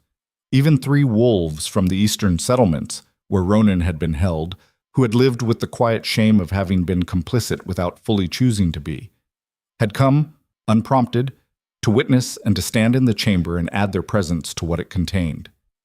Elyra stood at Ronan's right, not behind him, not to the side as an afterthought, at his right where Aldrich stood at his left, and the 3 of them faced the chamber together, and when Aldrich delivered the formal words of the confirmation, the old language, the pack law phrasing that had been used for this purpose for 4 generations, she was part of the formation that received it. She wore her own clothes, the traveling clothes, repaired and cleaned, that she'd arrived in. She'd been offered formal wear and had declined, not from stubbornness, but from the conviction that whoever witnessed this should witness the actual version of her, the one who had walked to the boundary stone with a canvas sack and 3 items to sell, the one who had built her own door with iron hinges. Not a costume, not a performance. The wolves of Ashfeld looked at her, and she held their look, and she did not look away. When Aldrich finished the confirmation words, Ronan spoke.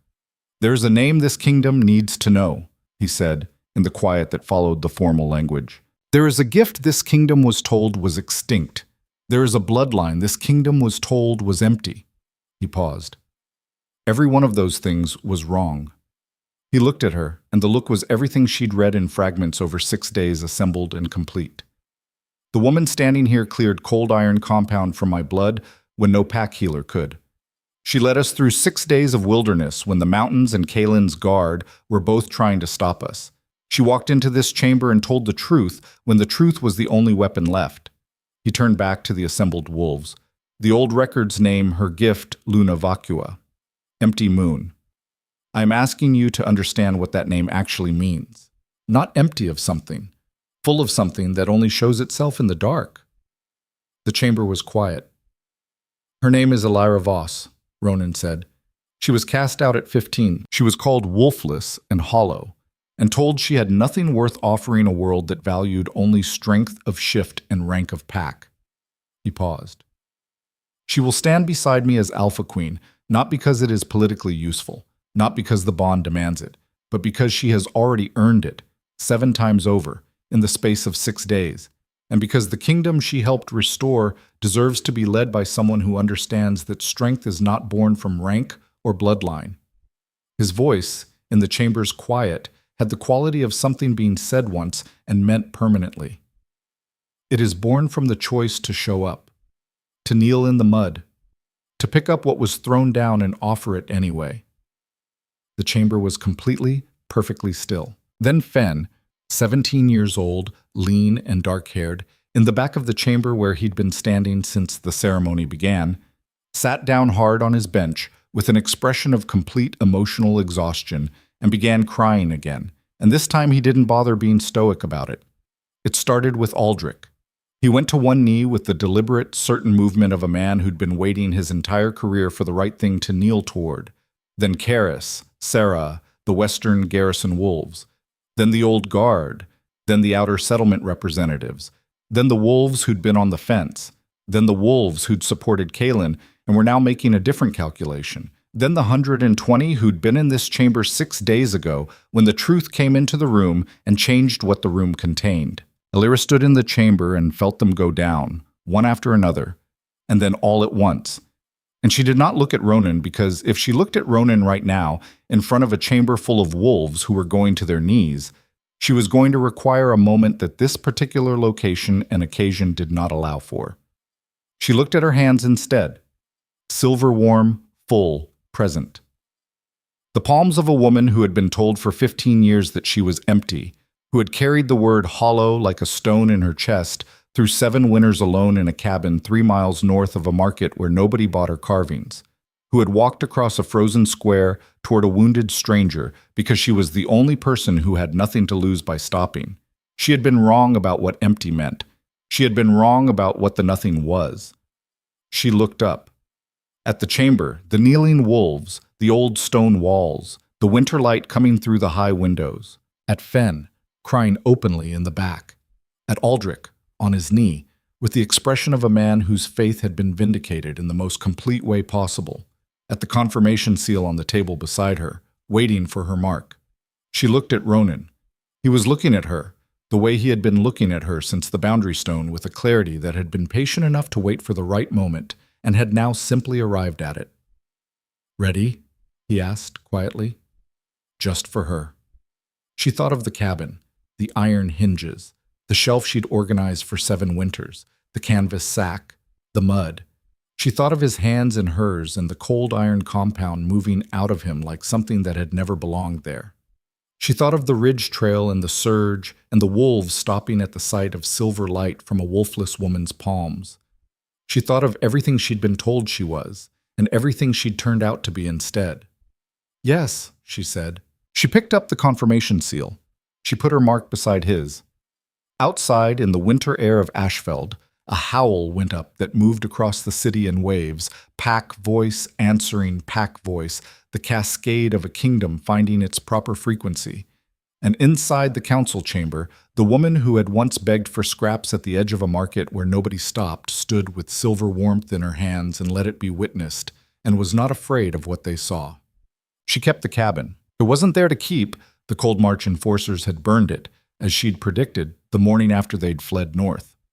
When she went back in the spring, 3 months after the confirmation, What she found was a cleared foundation and the iron hinges she'd traded a month of work to obtain, still in the ash, untouched because iron doesn't burn. She picked up the hinges, held them. The forest around the foundation was exactly as she'd left it. The old pines, undisturbed, the raven that watched from the high branch with the black-eyed disinterest of its kind, the particular quality of silence that the trees held in the cold as if conserving something. The land didn't know what had changed. The land didn't require anything to have changed. It was simply the land, persistent and indifferent and honest, the same as it had been when she'd first built the cabin alone with nothing but will and the desperate need to create something that was hers. She stood in the cleared foundation for a while. Ronan was at the tree line, giving her the space she hadn't asked for and had needed. He'd been doing that for 3 months. The specific skill of knowing when to be present and when to be present but at a distance, the two things being different and both being necessary. "I'd like to rebuild it," she said. He came to the edge of the foundation, looked at the cleared space, the iron hinges in her hands, the ash that the spring rain had mostly dissolved into the soil. "Here?" "Not here permanently," she said, "for the things I can't keep at the keep, my herbs, my tools. A place that belongs only to the logic of survival, not to the logic of kingdoms." "Then we rebuild it," he said. "I rebuild it," she said. "You can help." He looked at her for a moment with that particular quality she'd learned to recognize as him finding something funny that he was choosing not to fully laugh at. Noted distinction. "The iron hinges are still good," she said. She looked at them in her hands, dark with old smoke, solid, unchanged by everything that had destroyed what they'd been part of. "Everything else can be rebuilt." He reached over and touched one of the hinges. Not to take it, just to acknowledge it. The brief contact of someone recognizing the weight of a thing. His fingers rested next to hers on the metal for a moment. The warmth in her palms moved toward the contact the way it always did. Responsive, present, recognizing. She let it. The forest was quiet around them, the old pines holding their particular conserved silence, the raven watching from its branch, the spring beginning to make itself known in the softening of the ground and the first tentative sounds of things that had survived the winter beginning to test whether it was over. It was over. She held the hinges and the warmth in her hands, and she stood in the foundation of the cabin she was going to rebuild, in the forest she had lived in alone for 7 years, and she looked at Ronan, her equal, her partner, the man who had watched her pick a meal out of the mud and offer it to a stranger and understood immediately what he was looking at. And she felt the complete version of the thing she'd been carrying in fragments since the boundary stone, the thing she'd been building toward with every step of the past 3 months, fully assembled and fully present. Not fragile, not performed, real, the way the iron hinges were real, unchanged by fire. Still good. She was 23 years old, and she had been cast out and called hollow and told she was empty, and she had survived 7 winters alone and walked toward a wounded stranger and lit up a frozen ridge trail with her own hands, and cleared poison from a king's blood, and told the truth in a chamber full of wolves, and stood beside the man she loved in front of a kneeling kingdom. She was not empty. She was, it turned out, exactly full of what was needed. The spring moved through the old pines. The raven watched. The iron hinges held their warmth in her hands, and the forest didn't care about rank or bloodline or the word that had been put on her at 15 by people who hadn't known what they were looking at. The forest simply offered what it had always offered, ground under her feet and trees at her back, and the specific, honest truth of a world that rewarded the people who showed up for it. She had always been good at showing up. She turned toward the tree line, toward the path home, and she kept the hinges in her hand because they were hers, and she intended to use them again. The cabin was rebuilt the following autumn. The door was hung on the original iron hinges. It opened inward with a sound like a sigh. She kept the key.